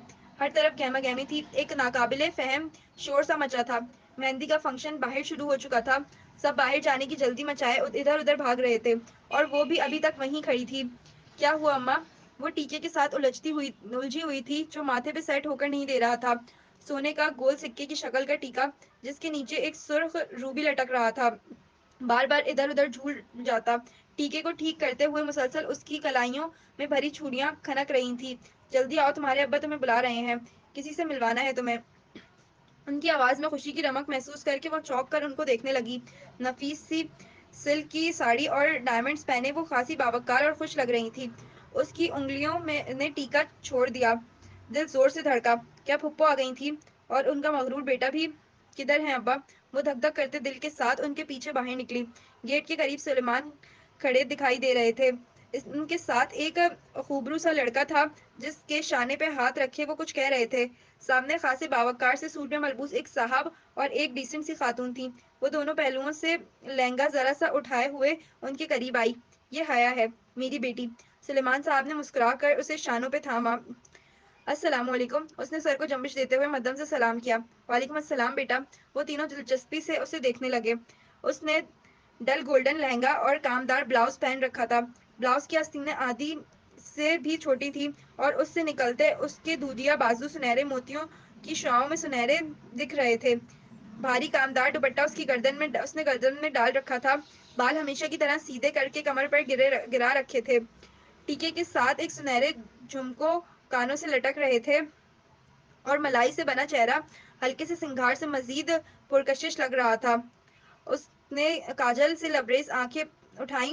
وہ تینوں ستائشی نگاہوں سے اسے دیکھ کر رہ گئے۔ اور حیا، یہ میرے دوست ہیں، عمیر لغاری۔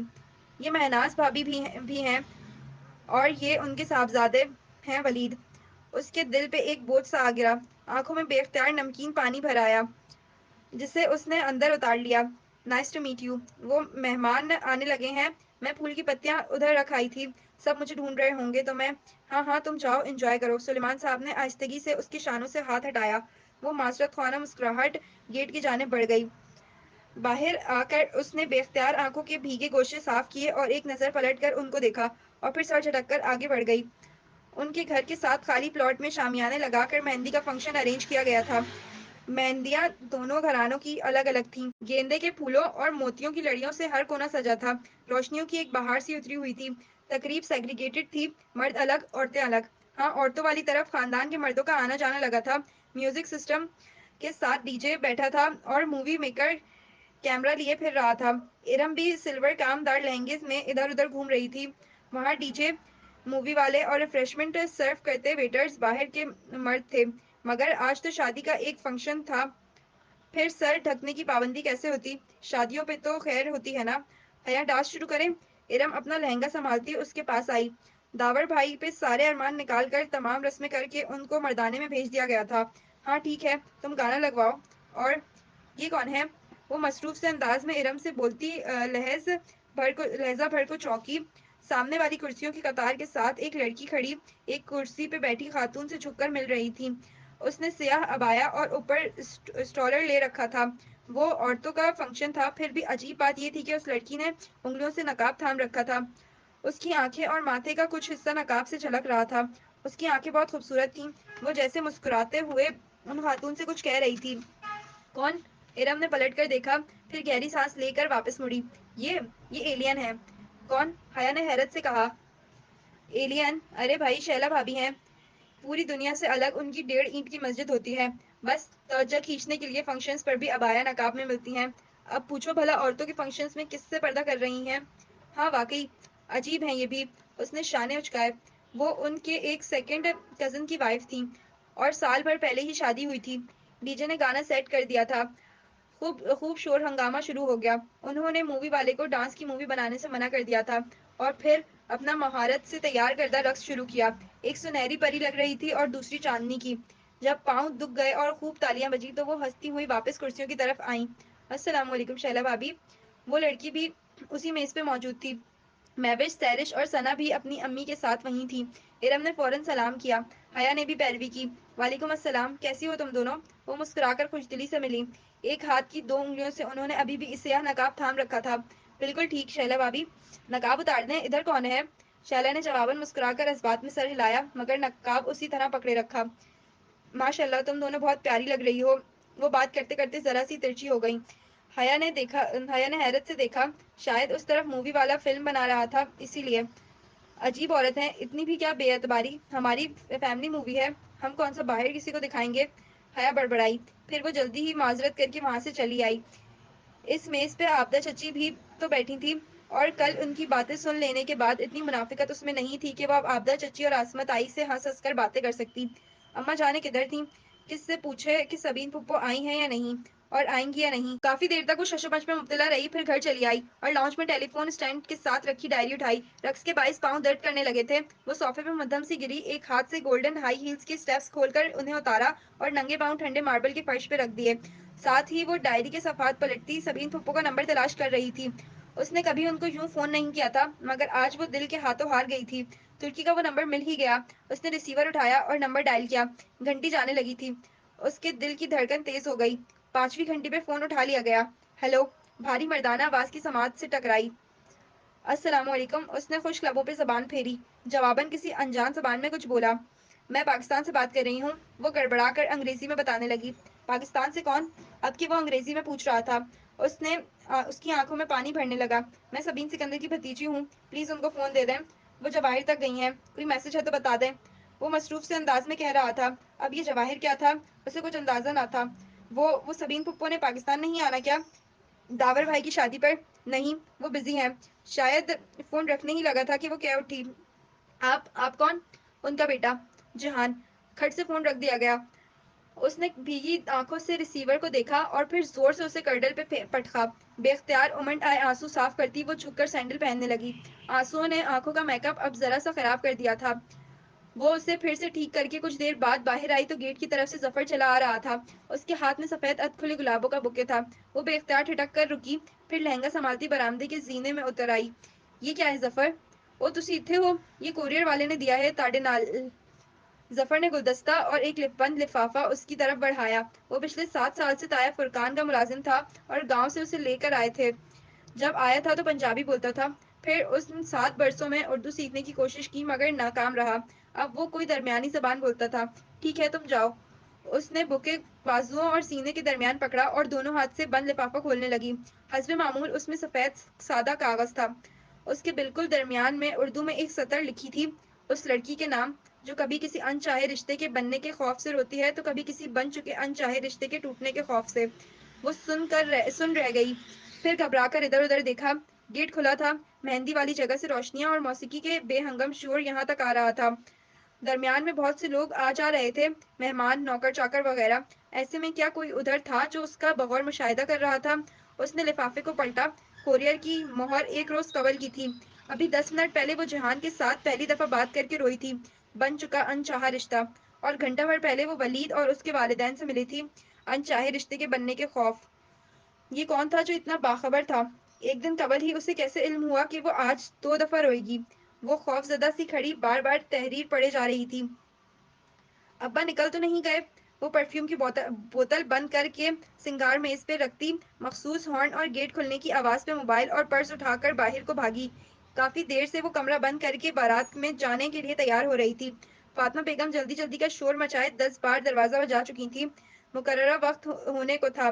آج داور بھائی کی بارات تھی۔ سلیمان صاحب کو تو سب سے پہلے ہال میں پہنچنا تھا اور اس کی سست تو تیاریوں سے بھی وہ واقف تھے۔ پورچ خالی تھا۔ طایا فرقان کے پورچ سے البتہ شور سنائی دے رہا تھا۔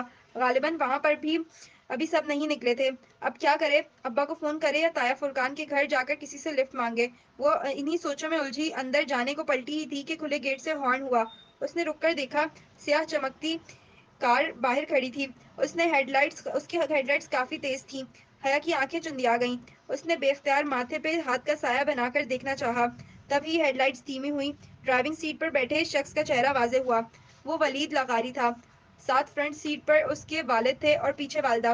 السلام علیکم حیا۔ وہ دروازہ ادھ کھلا کھول کر باہر نکلا اور ایک نرم مسکراہٹ کے ساتھ اسے دیکھا۔ وہ دھیمی ہوتی ہیڈ لائٹس کی روشنی میں اس کے سامنے کھڑی تھی۔ گہرے سرخ کامدار بغیر آستینوں والا فراک جو پاؤں تک آتا تھا اور نیچے ہم رنگ تنگ پاجامہ۔ فراک بہت لمبا تھا، سو پاجامے کی چوڑیاں بمشکل بالش بھر ہی دکھائی دیتی تھیں۔ گولڈن دوپٹہ گردن میں تھا اور کانوں سے لٹکتے لمبے لمبے آویزے کندھوں کو چھو رہے تھے۔ کاجل سے لبریز آنکھیں اور کمر پہ گرتے سیاہ بال۔ ہمیں میرج ہال کا علم نہیں ہے، انکل ہیں؟ وہ نگاہوں میں اسے جذب کرتے پوچھ رہا تھا۔ وہ متذبذب سی آگے آئی، پھر اسے نظر انداز کیے لاغاری صاحب کے دروازے کے ساتھ رکی۔ انکل، پیراڈائز ہال جانا ہے اور ابا شاید نکل گئے ہیں، مجھے تو پتہ ہی نہیں چلا۔ وہ دفعتاً پریشان ہوئی۔ اوہ، تو آپ کے چچا وغیرہ؟ وہ تو ابا سے پہلے ہی جا چکے ہیں۔ ٹھہرے، ابا زیادہ دور نہیں گئے ہوں گے، میں انہیں واپس… ارے وہ کیوں واپس آئیں؟ ان کا جلدی پہنچنا ضروری ہے۔ آپ ہمارے ساتھ آ جاؤ بیٹا، ہم نے بھی تو وہیں جانا ہے۔ ہاں بیٹا آؤ۔ مسز مہناز لاغاری نے فوراً اپنی طرف کا دروازہ کھولا اور دوسری طرف ہو گئیں۔ وہ چند لمحے تذبذب سے کھڑی رہی۔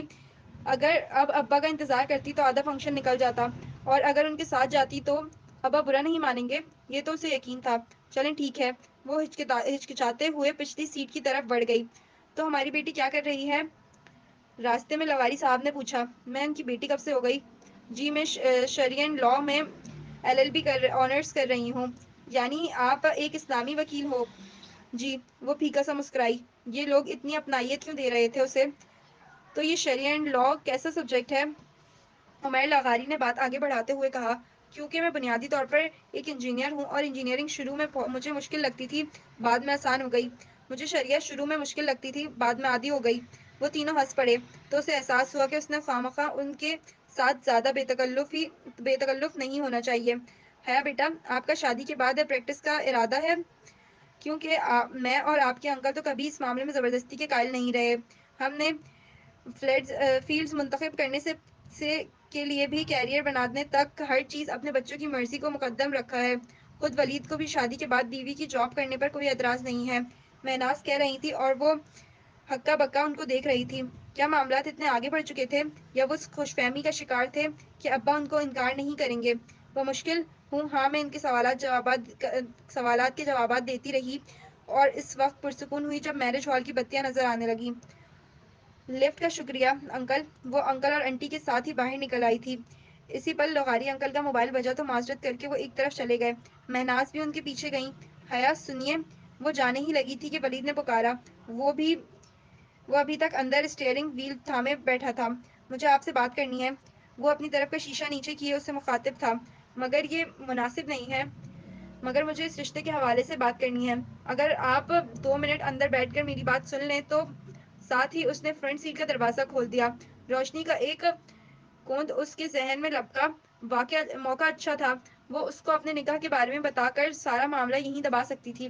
لاٹھی بھی نہیں ٹوٹے گی، اور یہ 6 فٹ کا سانپ بھی راستے سے ہٹ جائے گا۔ ٹھیک ہے، لیکن یہاں ہمارے رشتے دار ہیں۔ اگر… ڈونٹ وری، میں کار بیک سائڈ پہ لے جاؤں گا، آپ بیٹھیں۔ وہ متذبذب سی اندر بیٹھ گئی۔ زندگی میں پہلی دفعہ وہ یوں کسی لڑکی کے ساتھ تنہا بات کرنے بیٹھی تھی۔ ابا کو پتہ چلتا تو اس کی ساری وسیع النظری بھگ سے اڑ جاتی۔ اسے لباس پہننے کی آزادی تھی، سر ڈھکنے کی پابندی بھی نہ تھی، مگر لڑکوں سے بے تکلفی یا دوستی کی اجازت ابا نے نہیں دی تھی۔ وہ بیٹھی تو ولید زن سے گاڑی بھگا لے گیا۔ آپ کو جو بھی کہنا ہے جلدی کہیے، پھر مجھے بھی کچھ کہنا ہے۔ وہ سر جھکائے گود میں رکھے ہاتھوں کی انگلیاں مروڑ رہی تھی۔ عجیب مضطرب حالت ہو رہی تھی اس کی۔ پہلے آپ کہیے۔ ولید میرج ہال کی پچھلی طرف ایک نسبتاً سنسان گلی میں گاڑی لے آیا تھا۔ اوکے، مجھے کچھ بتانا تھا۔ وہ گردن جھکائے کہنے لگی، میرے ابا نے… معلوم نہیں آپ کو بتایا ہے یا نہیں، لیکن میں بتانا ضروری سمجھتی ہوں۔ میرا نکاح میری پھپھو کے بیٹے سے بچپن ہی میں ہو گیا تھا۔ وہ لوگ ترکی میں رہتے ہیں۔ کچھ خاندانی مسائل کے باعث میرے ابا ان سے ذرا بدظن اور اب مجھے ڈیورس دلا کر میری شادی کہیں اور کرنا چاہتے ہیں، مگر میں ایسا نہیں چاہتی۔ اس نے سر نہیں اٹھایا۔ ولید کی خاموشی سے اسے یہی مراد لی کہ وہ شاید سخت شوق کے عالم میں ہے۔ میں اپنے شوہر کی وفادار ہوں مسٹر ولید۔ میں نے اسی کے خواب دیکھے ہیں، اور ذہنی طور پر خود کو اسی سے وابستہ پاتی ہوں۔ اب کسی اور سے شادی کرنے کے بارے میں سوچ بھی نہیں سکتی۔ وہ اب بھی کچھ نہ بولا۔ حیا گود میں رکھے ہاتھوں کو دیکھتی ہوئی بولتی جا رہی تھی، پلیز آپ انکار کر دیں، میں کسی اور کی بیوی ہوں، نکاح پر نکاح نہیں ہو سکتا، پلیز آپ سے درخواست کرتی ہوں۔ اس نے چہرہ اوپر اٹھایا۔ وہ یکٹک خاموش گہری نظروں سے اسے دیکھ رہا تھا۔ یہ اس کا چہرہ تو نہ تھا جو وہ سارا راستہ ڈرائیونگ کے دوران دیکھتی آئی تھی، یہ تو کوئی اور ہی شخص تھا۔ پھر آپ نے کیا سوچا؟ اس کی آواز لڑکھڑا گئی۔ ولید کی آنکھوں میں کچھ ایسا ضرور تھا کہ اسے لگا کہ وہ سنگین غلطی کر چکی ہے۔ خطرے کا الارم زور زور سے اس کے اندر بجنے لگا۔ کس بارے میں؟ وہ بوجھل آواز میں بولا، تو وہ دروازے کی طرف سمٹی۔ نامحسوس انداز سے اس کا ہاتھ ہینڈل پر رینگ گیا۔ آپ کے اس رشتے سے انکار کے بارے میں۔ ساری عمر پڑی ہے یہ باتیں کرنے کے لیے حیا، ابھی تو ان لمحوں سے فائدہ اٹھاؤ جو میسر ہوں۔ وہ ایک دم اس پر جھکا۔ حیا کے لبوں سے چیخ نکلی۔ ولید نے دونوں ہاتھ اس کی گردن پہ رکھنے چاہے، مگر اس نے زور سے ہینڈل کھینچ کر دروازہ دھکیلا۔ دروازہ کھلتا چلا گیا۔ وہ دوسرے ہاتھ سے ولید کو دھکا دے کر باہر کو نکلی۔ اس کا دوپٹہ ولید کے ہاتھوں میں آ گیا تھا۔ وہ تیزی سے باہر بھاگی تو ولید نے دوپٹہ کھینچا۔ دوپٹہ اس کی گردن کے ساتھ رگڑتا ہوا پیچھے ولید کے ہاتھوں میں رہ گیا تھا۔ وہ بنا پیچھے مڑ کے دیکھے بھاگی جا رہی تھی۔ اسے ولید کے دروازہ کھول کر اونچی سی انگریزی گالی دینے کی آواز سنائی دی تھی۔ اس کے بھاگتے قدموں میں تیزی آ گئی۔ گلیاں سنسان تھیں۔ جانے وہ کہاں لے آیا تھا۔ آج اتوار تھا اور دکانوں کے شٹر گرے ہوئے تھے۔ وہ ادھر ادھر دیکھے بغیر بدحواس سی دوڑتی ہوئی ایک گلی میں مڑ گئی۔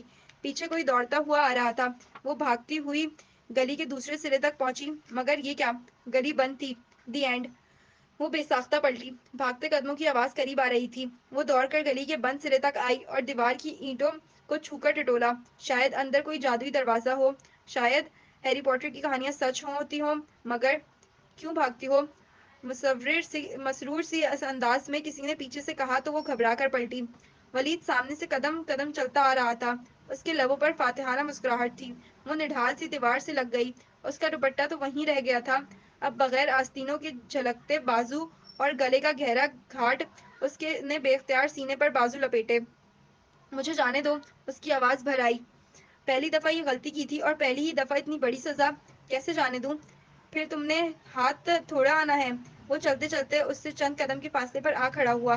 دور لگے اسٹریٹ پول کا بلب اس کے پیچھے چھپ گیا تھا۔ پلیز، میں ایسی لڑکی نہیں ہوں۔ تو کیسی لڑکی ہو؟ مجھ سے لفٹ لے لی مگر شادی سے انکار کر رہی ہو؟ تبھی گاڑی میں اتنی بے رخی دکھا رہی تھی۔ وہ اس کے بالکل سامنے آ رکا۔ پلیز! وہ ہولے ہولے لرز رہی تھی۔ اس میں اتنی ہمت نہ تھی کہ وہ اب ولید کو دھکا دیتی۔ شش! وہ مسکراتے ہوئے آگے بڑھا۔ حیا نے سختی سے آنکھیں میچ لیں۔ اس کا سر چکرانے لگا تھا۔ تبھی اس نے زور سے کسی ضرب لگنے کی آواز سنی اور پھر ولید کی کر رہا۔ اس نے دھیرے سے آنکھیں کھولیں۔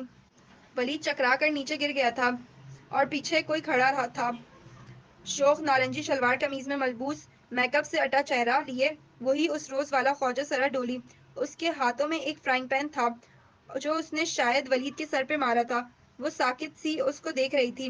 ڈولی نے پاؤں سے ایک ٹھوکر ولید کو ماری تو اس کا بے ہوش وجود ذرا پرے ہوا۔ وہ دو قدم آگے بڑھا اور عین حیا کے سامنے رکا۔ اس کی سلور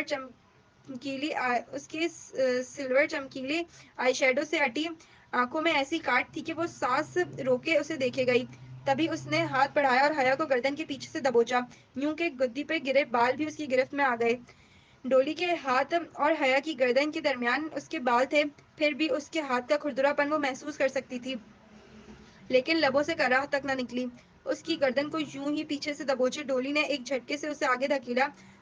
وہ بے اختیار کھانسی، مگر ڈولی کی بے رحم گرفت ڈھیلی نہ پڑی۔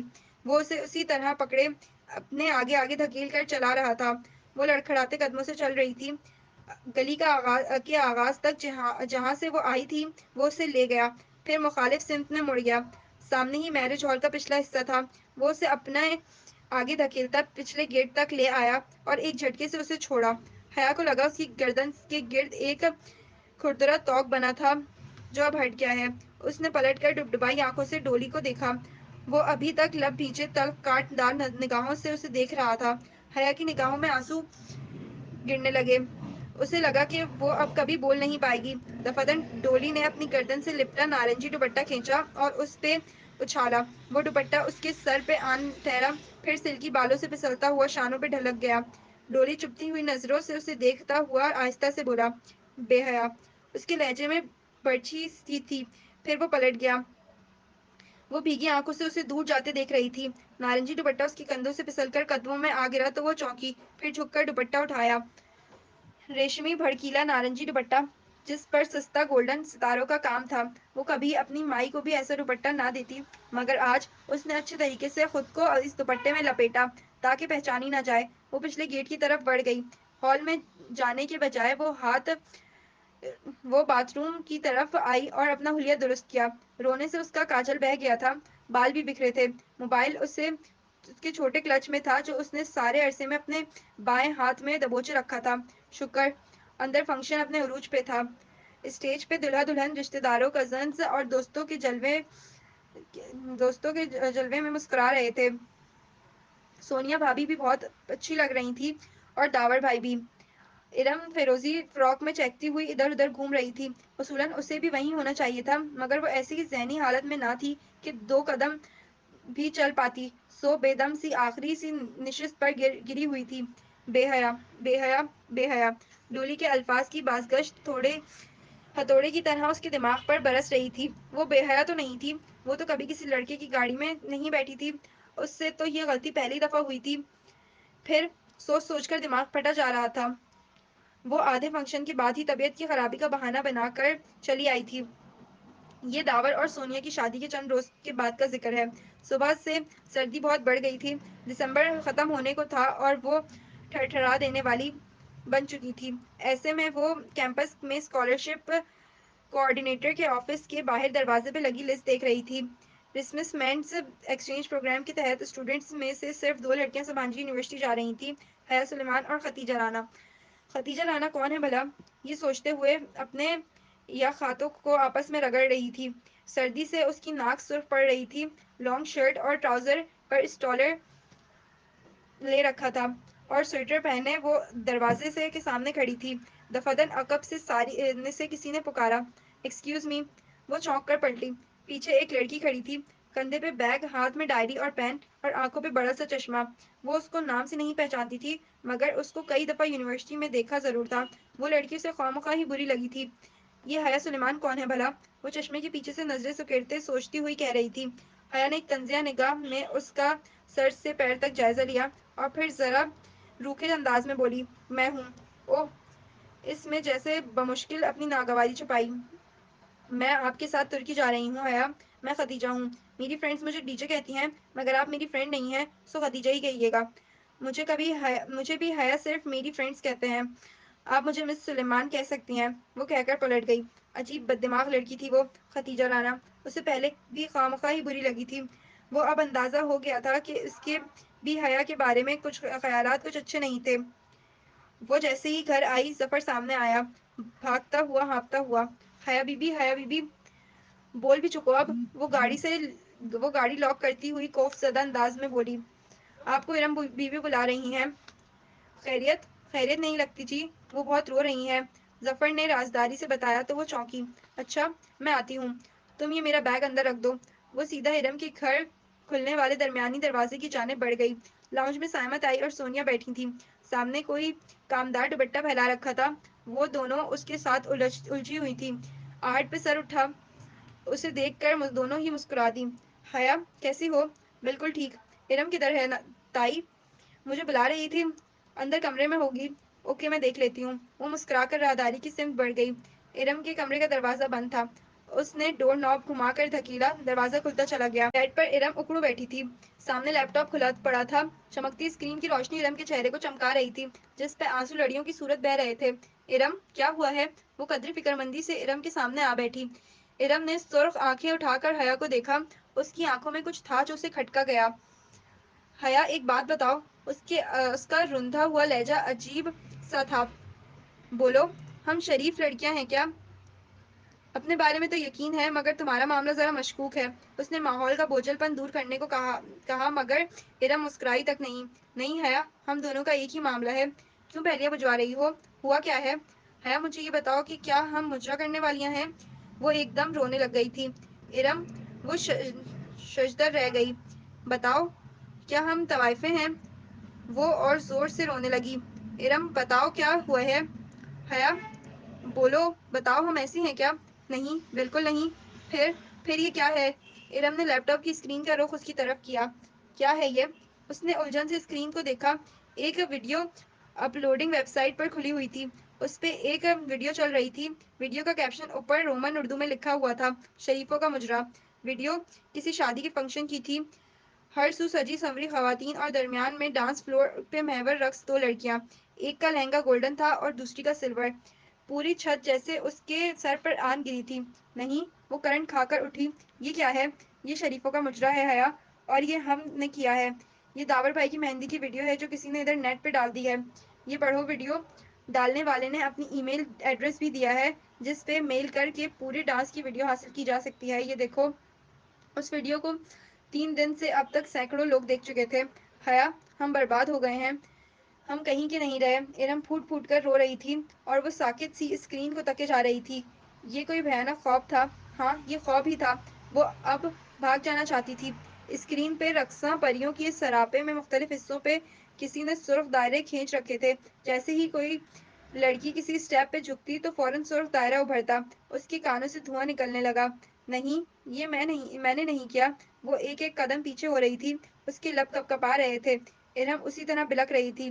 میں مجرا کرنے والی نہیں ہوں، میں شریف لڑکی ہوں۔ وہ قدم قدم پیچھے ہوتی دیوار سے جا لگی۔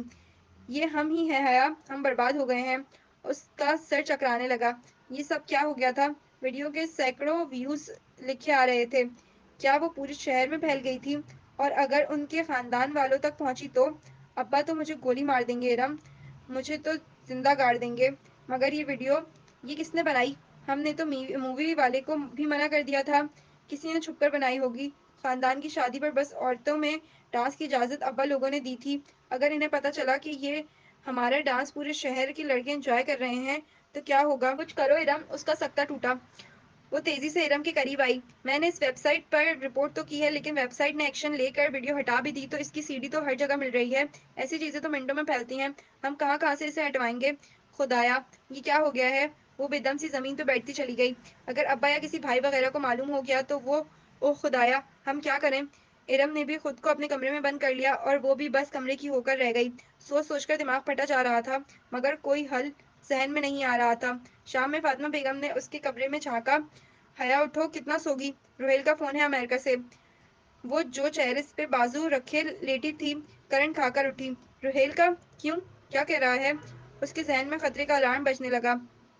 کہہ رہا ہے کہ تمہیں اس سے بات کرنی ہے۔ وہ کہہ کر آگے بڑھ گئیں اور وہ شل سی بیٹھی رہ گئی۔ سکون کی نگدی میں زور سے پتھر آ گرا تھا۔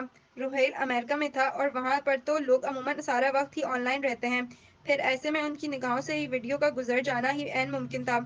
خدایا، اب وہ کیا کرے؟ اس نے پیروں میں سلیپرز ڈالے اور مرے مرے قدموں سے چلتی ہوئی باہر لانج میں آئی۔ کریڈل کے ساتھ الٹا ریسیور پڑا تھا۔ اس نے کپکپاتے ہاتھوں سے ریسیور اٹھایا اور کان سے لگایا۔ ہیلو، ہیلو حیا، کیسی ہو؟ روہیل کی آواز میں گرمجوشی تھی، وہ کچھ اندازہ نہیں کر پائی۔ ٹھیک، تم ٹھیک ہو؟ ایک دم فٹ۔ میں نے تمہیں مبارکباد دینی تھی۔ اس کا دل زور سے دھڑکا۔ کیا وہ طنز کر رہا تھا؟ کس چیز بات کی؟ بھائی، تم ایکسچینج پروگرام کے تحت ترکی جا رہی ہو نا؟ کس بات کی بھلا؟ اوہ اچھا۔ اس کی اٹکی ہوئی سانس بحال ہوئی، وہ نڈھال سی دھپ سے صوفے پہ گری۔ ہاں، جا رہی ہوں۔ تھینک یو سو مچ۔ ان گزرتے دنوں میں وہ یہ بات بھلا چکی تھی کہ کب تک جانا ہے، اور وہ خوشی سے پوچھ رہا تھا، جنوری کے اینڈ یا فروری کے اسٹارٹ میں؟ تو کیا تم ادھر سبین پھپھو کی فیملی سے ملو گی؟ پتہ نہیں، ابھی سوچا نہیں۔ اس کے پاس اس وقت سوچنے کے لیے زیادہ بڑے مسائل تھے۔ کیا بات ہے؟ تم اپسیٹ لگ رہی ہو۔ وہ ذرا پریشان ہوا۔ ارے نہیں، وہ فوراً سنبھلی اور پھر ادھر ادھر کی باتیں کر کے خود کو نارمل ظاہر کرنے میں کامیاب ہو گئی۔ فون بند ہوا تو وہ ارم کی طرف چلی آئی۔ وہ تکیہ منہ پہ رکھے لیٹی تھی۔ یوں سر منہ لپیٹ کر بیٹھنے سے کچھ نہیں ہوگا تو کیا کریں؟ ارم نے تکیہ پھینکا اور اٹھ بیٹھی۔ سب سے پہلے تو دونوں گھروں کے تمام کمپیوٹر سے اس ویب سائٹ کو بلاک کرتے ہیں، تاکہ کم از کم گھر والوں کو پتہ نہ چلے، پھر اس کا کوئی مستقل حل سوچتے ہیں۔ ٹھیک ہے، چلو۔ امید کا سرا دیکھ کر ارم اٹھ کھڑی ہوئی۔ بنا کسی وقت کے جب وہ تمام کمپیوٹر سے اس ویب سائٹ کو بلاک کر چکی، تو سائمہ تائی نے آ کر بتایا کہ رات میں ارم کو دیکھنے تایا فرقان کے کوئی فیملی فرینڈز بما خاندان آ رہے ہیں۔ رسمی کارروائی تھی، کیونکہ وہ رشتہ تو ڈھکے چھپے الفاظ میں مانگ ہی چکے تھے۔ حیا سب کچھ بھلا کر پرجوش ہو گئی۔ ہمارے دلہا بھائی بھی ساتھ ہی آئے ہیں۔ حیا ڈرائنگ روم میں جھانک کر اندر کمرے میں آئی تو وہ منہ لٹکائے بیٹھی تھی۔ تم ایسے کیوں بیٹھی ہو؟ ارم نے آہستہ سے سر اٹھایا۔ سر پہ سلیقے سے دوپٹہ جمائے وہ بردخوئے کے لیے تیار تھی۔ ہاں، آنکھیں ذرا ویران سی تھیں۔ وہ ویڈیو دفع کرو اسے، آؤ سب بلا رہے ہیں۔ لڑکے کو اس کی والدہ ماجدہ نے اندر بلایا ہے، تمہیں دکھانے کے لیے، آؤ۔ اس نے ہاتھ پکڑ کر اسے کھڑا کیا۔ اور ابا؟ ارم کی آنکھوں میں ذرا پریشانی اتری۔ ان سے اجازت لے لی ہے اور وہ باہر مردوں میں بیٹھے ہیں۔ وہ ارم کو ہاتھ پکڑے ڈرائنگ روم کی طرف لے آئی۔ جالیدار پردے کے پیچھے وہ دونوں لمحے بھر کو رکی تھیں۔ اندر صوفوں پہ سائمہ تائی، فاطمہ بیگم اور سونیا بھابھی بیٹھی تھیں۔ سامنے والے دو سنگل صوفوں پہ ایک نفیس سی خاتون اور ایک خوبصورت سا نوجوان بیٹھا تھا۔ سامنے رکھی میز لوازمات سے سجی تھی اور سونیا بسدہ اسرار مہمانوں کو بہت کچھ پیش کر رہی تھی۔ بس بھابھی، ہمیں تو اپنے جیسے ہی بچی چاہیے۔ باحیا پردہ سومسلا کی پابند وہ خاتون مسکرا کر کہہ رہی تھی۔ ارے مسز کریم، ہماری ارم تو کبھی سر ڈھکے بغیر گیٹ سے باہر نہیں نکلی۔ السلام علیکم۔ وہ ارم کو ساتھ لیے اندر داخل ہوئی۔ اس کے سلام پر سب نے سر اٹھا کر دیکھا۔ گلابی پوری آستینوں والی شلوار قمیض میں ہم رنگ دوپٹہ اچھی طرح پھیلا کر سر پہ لیے ارم جھکی ہوئی نگاہوں سے سامنے ایک صوفے پہ آ بیٹھی۔ حیا بھی اس کے ساتھ ہی تھی۔ کمر پر گرتے سلکی بال، گرے ایئر لائن شرٹ اور ٹراؤزر زیب تن کیے، دوپٹہ کندھوں پہ ڈالے، ارم کے ساتھ ہی ٹانگ پہ ٹانگ رکھے پر اعتماد طریقے سے بیٹھ گئی۔ یوں بیٹھنے سے ٹراؤزر کے پائنچے ذرا سے اوپر کو اٹھ گئے اور گرے کینچی چپلوں میں مقید سفید پاؤں ٹخنوں تک جھلکنے لگے۔ بیگم کریم کی مشفق سی آنکھوں میں ارم کو دیکھ کر پسندیدگی کی جھلک اتر آئی تھی۔ انہوں نے تائیدی انداز میں اپنے اسمارٹ سے بیٹے کو دیکھا، مگر وہ ارم کو نہیں بلکہ غور سے حیا کو دیکھ رہا تھا۔ اور بیٹا، آپ کیا کرتی ہو؟ بیٹے کو متوجہ نہ پا کر سنبھل کر ارم سے مخاطب ہوئی۔ جی ماسٹرز کر رہی ہوں، انگلش لٹریچر میں، ارم نے جھکی جھکی نگاہوں سے جواب دیا۔ تبھی حیا کو محسوس ہوا کہ وہ لڑکا مسلسل اسے دیکھ رہا ہے، ستائش یا ناپسندیدگی سے نہیں بلکہ غور سے، جانچتی پرکھتی نظروں سے۔ دفعتاً اس نے پاکٹ سے اپنا بلیک بیری موبائل نکالا اور خاموشی سے سر جھکائے بٹن پریس کرنے لگا۔ خواتین آپس میں گفتگو میں مصروف تھیں، مگر حیا کچھ عجیب سا محسوس کر رہی تھی، کھنکیوں سے اسی کو دیکھ رہی تھی جو اپنے فون پہ جھکا تھا۔ تبھی ہولے سے اس کے موبائل سے "مائی نیم از شیلا" کی آواز گونجی، جسے اس نے فوراً بند کر دیا، مگر وہ سن چکی تھی۔ شیلا کے ساتھ شادیوں کا مخصوص شور بھی محسوس ہوا اور ارم نے بھی شاید کچھ سنا تھا۔ تبھی چونک کر گردن اٹھائی اور پھر قدرے سبکی سے واپس جھکا دی۔ حیا کو اپنی جان جسم سے نکلتی ہوئی محسوس ہوئی تھی۔ کیا دنیا اتنی چھوٹی تھی؟ وہ اب موبائل پہ کچھ دیکھ رہا تھا، کبھی اسکرین پہ دیکھتا، کبھی حیا اور ارم کے چہروں پہ نگاہ ڈالتا۔ صاف ظاہر تھا کہ وہ کچھ ملانے کی صحیح کر رہا تھا۔ یقین دہانی، تصدیق، ثبوت، سب صاف ظاہر تھا۔ پھر ایک دم وہ اٹھا اور تیزی سے کمرے سے نکل گیا۔ ایک شرمندہ سی خاموشی نے سارا ماحول کو گھیر لیا۔ حیا نے سر جھکا دیا۔ اسے اپنا دل ڈوبتا ہوا محسوس ہوا تھا۔ وہ بہت بے چین سی بیٹھی تھی، پاؤں اوپر صوفے پہ سمیٹے، ہاتھ میں ریموٹ پکڑے وہ جھنجھلائی ہوئی سی چینل بدل رہی تھی، مضطرب، بے بس، پریشان۔ اسمارٹ ٹی وی کی اسکرین پہ پورے میوزک کے ساتھ اشتہار چل رہا تھا۔ وہ غائب دماغی سے اسکرین کو دیکھ رہی تھی، جہاں موبائل کمپنی کے لوگو کے ساتھ "غیر تصدیق شدہ سم کا استعمال قانوناً جرم ہے، PTA" لکھا آ رہا تھا۔ جانے کا پاز کا بٹن اس سے دبا اور وہ اشتہار وہیں رک گیا۔ وہ اتنی دور پھٹکی ہوئی تھی کہ پلے بھی نہ کر سکی۔ دفعتاً دروازے میں فاطمہ بیگم کی شکل دکھائی دی۔ وہ تھکی تھکی سی اندر داخل ہو رہی تھیں۔ حیا ریموٹ پھینک کر تیزی سے اٹھی۔ کیا بات تھی؟ سائمہ تائی نے کیوں بلوایا تھا؟ وہ بے چینی سے ان کے قریب آئی۔ ارم کے رشتے کے لیے جو لوگ اس روز آئے تھے، وہ نڈھال سی کہتی صوفے پہ بیٹھی۔ ہاں، کیا ہوا انہیں؟ وہ دھک دھک کرتے دل کے ساتھ ان کے نزدیک بیٹھی۔ انہوں نے انکار کر دیا ہے، حالانکہ رشتہ مانگ چکے تھے، اور حیا کا دل بہت اندر تک ڈوب کر ابھرا تھا۔ کیوں انکار کر دیا؟ اس کو اپنا سانس رکتا ہوا محسوس ہو رہا تھا۔ کوئی وجہ نہیں بتاتے، بس ایک دم پیچھے ہٹ گئے ہیں۔ سائمہ بھابھی بہت اپسیٹ تھیں، مگر کچھ تو کہا ہوگا۔ بس یہی کہا ہے کہ ہم کسی آزاد خیال اور بے پردہ لڑکی کو بہو بنا کر اپنی عاقبت نہیں خراب کرنی۔ وہ متحیر سی رہ گئی۔ چند روز قبل سنا تائی کا فقرہ سماعت میں گونجا تھا، جب فرقان نے سختی کی کہ بھلا ایسی بے پردہ اور آزاد خیال لڑکی کو اپنی بہو بنا کر ہم نے اپنی آخرت بگاڑنی ہے کیا؟ تب کہیں جا کر وہ مانا۔ کیا اس کو مکافات عمل کہتے ہیں؟ کیا دوسروں کی بیٹیوں پہ انگلیاں اٹھانے والوں کے اپنے گھروں پہ وہی انگلیاں لوٹ کر آتی ہیں؟ اتنی جلدی بدلے ملتے ہیں؟ مگر وہ خوش نہیں ہو پائی۔ اگر بات کھل جاتی تو اصل بدنامی تو اس کے حصے میں آتی۔ ارم کو شاید اس کی ماں حیا نے اسے بگاڑا ہے کہہ کر درمیان سے نکال لیتی، اور بات تو اب بھی کھل سکتی تھی۔ وہ ویڈیو تو اب بھی انٹرنیٹ پہ موجود تھی۔ خیر، ارم کو کون سی رشتوں کی کمی ہے؟ فاطمہ بیگم اٹھ کر کچن میں چلی گئی تھی اور وہ صوفے پہ گر سی گئی۔ ٹی وی کی اسکرین پہ وہ اشتہار ابھی بھی رکا ہوا تھا۔ وہ بس خالی خالی نگاہوں سے اسے دیکھ رہی تھی۔ غیر تصدیق شدہ سم کا استعمال قانوناً جرم ہے، PTA۔ اب شاید ارم کے لیے کوئی اور رشتہ نہ آئے، یا آئے بھی تو یہی ہوگا جو استوا ہوا ہے۔ وہ ہر کوئی اسی طرح تو نہیں ہوگا نا کہ بات دبا جائے۔ کسی نے تو منہ پہ ساری بات کر دی تو خدایا، اوہ کدھر جائے وہ؟ غیر تصدیق شدہ سم کا استعمال قانوناً جرم ہے، PTA۔ وہ بے خیالی سے اسے تکتی، سوچوں کی الجھن سے نکل کر ایک دم چونکی۔ غیر تصدیق شدہ سم کا استعمال قانوناً جرم ہے، PTA۔ بجلی کا ایک کوندہ سا اس کے ذہن میں لپکا تھا۔ اوہ خدایا، یہ خیال اسے پہلے کیوں نہیں آیا؟ وہ ایک جھٹکے سے اٹھی اور باہر کو لپکی۔ ارم! وہ بہت جوش سے چلاتے ہوئے حیا نے اس کے کمرے کا دروازہ کھولا۔ ارم موبائل پکڑے بیڈ پہ بیٹھی تھی۔ دروازہ کھلنے پر گڑبڑا کر موبائل سائڈ پہ رکھا کیا ہوا؟ ساتھ ہی ارم نے اپنا موبائل الٹا کر دیا تاکہ اسکرین چھپ جائے۔ سنو، وہ تبھی اسے رشتے والی بات یاد آئی۔ او آئی ایم سوری، ان لوگوں نے رشتے سے انکار کر دیا۔ وہ تو ویڈیو دیکھ کر کرنا ہی تھا۔ خیر جانے دو، اچھا ہی ہوا۔ وہ مطمئن تھی۔ حیا کو حیرت ہوئی مگر وہ وقت حیرت ظاہر کرنے کا نہیں تھا۔ وہ جلدی سے اس کے پاس آ بیٹھی۔ ارم میری بات سنو، تم نے کبھی موبائل کنیکشنز کے اشتہاروں کے بارے میں وہ عبارت پڑھی ہے کہ غیر تصدیق شدہ سم کا استعمال جرم ہے؟ ہاں تو کیا تمہیں معلوم ہے کہ سم رجسٹر کروانا کیوں ضروری ہوتا ہے؟ کیوں؟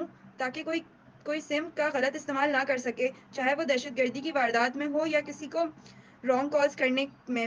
یہ سب سائبر کرائم کے تحت آتا ہے۔ Cyber crime? ارم نے پلکیں جھپکائیں۔ ہاں، اور ہر سائبر کرائم پاکستان ٹیلی کمیونیکیشن اتھارٹی کو رپورٹ کیا جا سکتا ہے۔ کیا کہہ رہی ہو حیا؟ مجھے کچھ سمجھ نہیں آ رہا۔ ارم، ہماری پرسنل ویڈیو انٹرنیٹ پہ ڈال دینا بھی تو ایک سنگین جرم ہے۔ سائبر کرائم، ہم اس کو رپورٹ کر سکتے ہیں۔ تمہارا دماغ ٹھیک ہے؟ وہ فوراً بتکی۔ اگر کسی کو پتہ چل گیا تو؟ پتہ تو تب چلے گا جب ہم اس ویڈیو کو وہیں رہنے دیں گے۔ 4 دن سے میں سولی پہ لٹکی ہوں، اب اس مسئلے کو ختم ہو جانا چاہیے۔ مگر ہم کس کو رپورٹ کریں گے؟ وہ نیم رضامند ہوئی تو حیا نے جھٹ اپنا موبائل نکالا۔ پی ٹی اے کو۔ دروازہ بند کرو، میں اپنے کنیکشنز کی ہیلپ لائن سے پی ٹی اے کا نمبر نکال دیتی ہوں۔ ارم دوڑ کر دروازہ بند کرائی اور حیا نمبر ملانے لگی۔ پی ٹی اے کی ہیلپ لائن کا نمبر آسانی سے مل گیا، مگر آپریٹر نے نہایت شائستگی سے یہ کہہ کر معذرت کر لی کہ اس قسم کا سائبر کرائم کسی انٹیلیجنس ایجنسی کے سائبر کرائم سیل کو رپورٹ کرنا ہوگا۔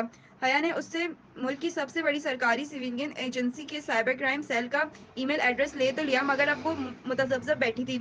یہ انٹیلیجنس ایجنسی والے خطرناک لوگ ہوتے ہیں ارم، مگر اب یہ کرنا تو ہے نا؟ اور واقعی کرنا تو تھا۔ ارم نے لیپ ٹاپ کھولا اور پھر بہت بحث و تمہیز کے بعد انہوں نے ایک کمپلین لکھی اور اس پتے پہ بھیج دی جو پی ٹی اے سے ان کو ملا تھا۔ بمشکل 10 منٹ ہی گزرے تھے کہ حیا کا موبائل بجا۔ اس نے موبائل اٹھا کر دیکھا، چمکتی اسکرین پہ انگریزی میں پرائیویٹ نمبر کالنگ لکھا آ رہا تھا۔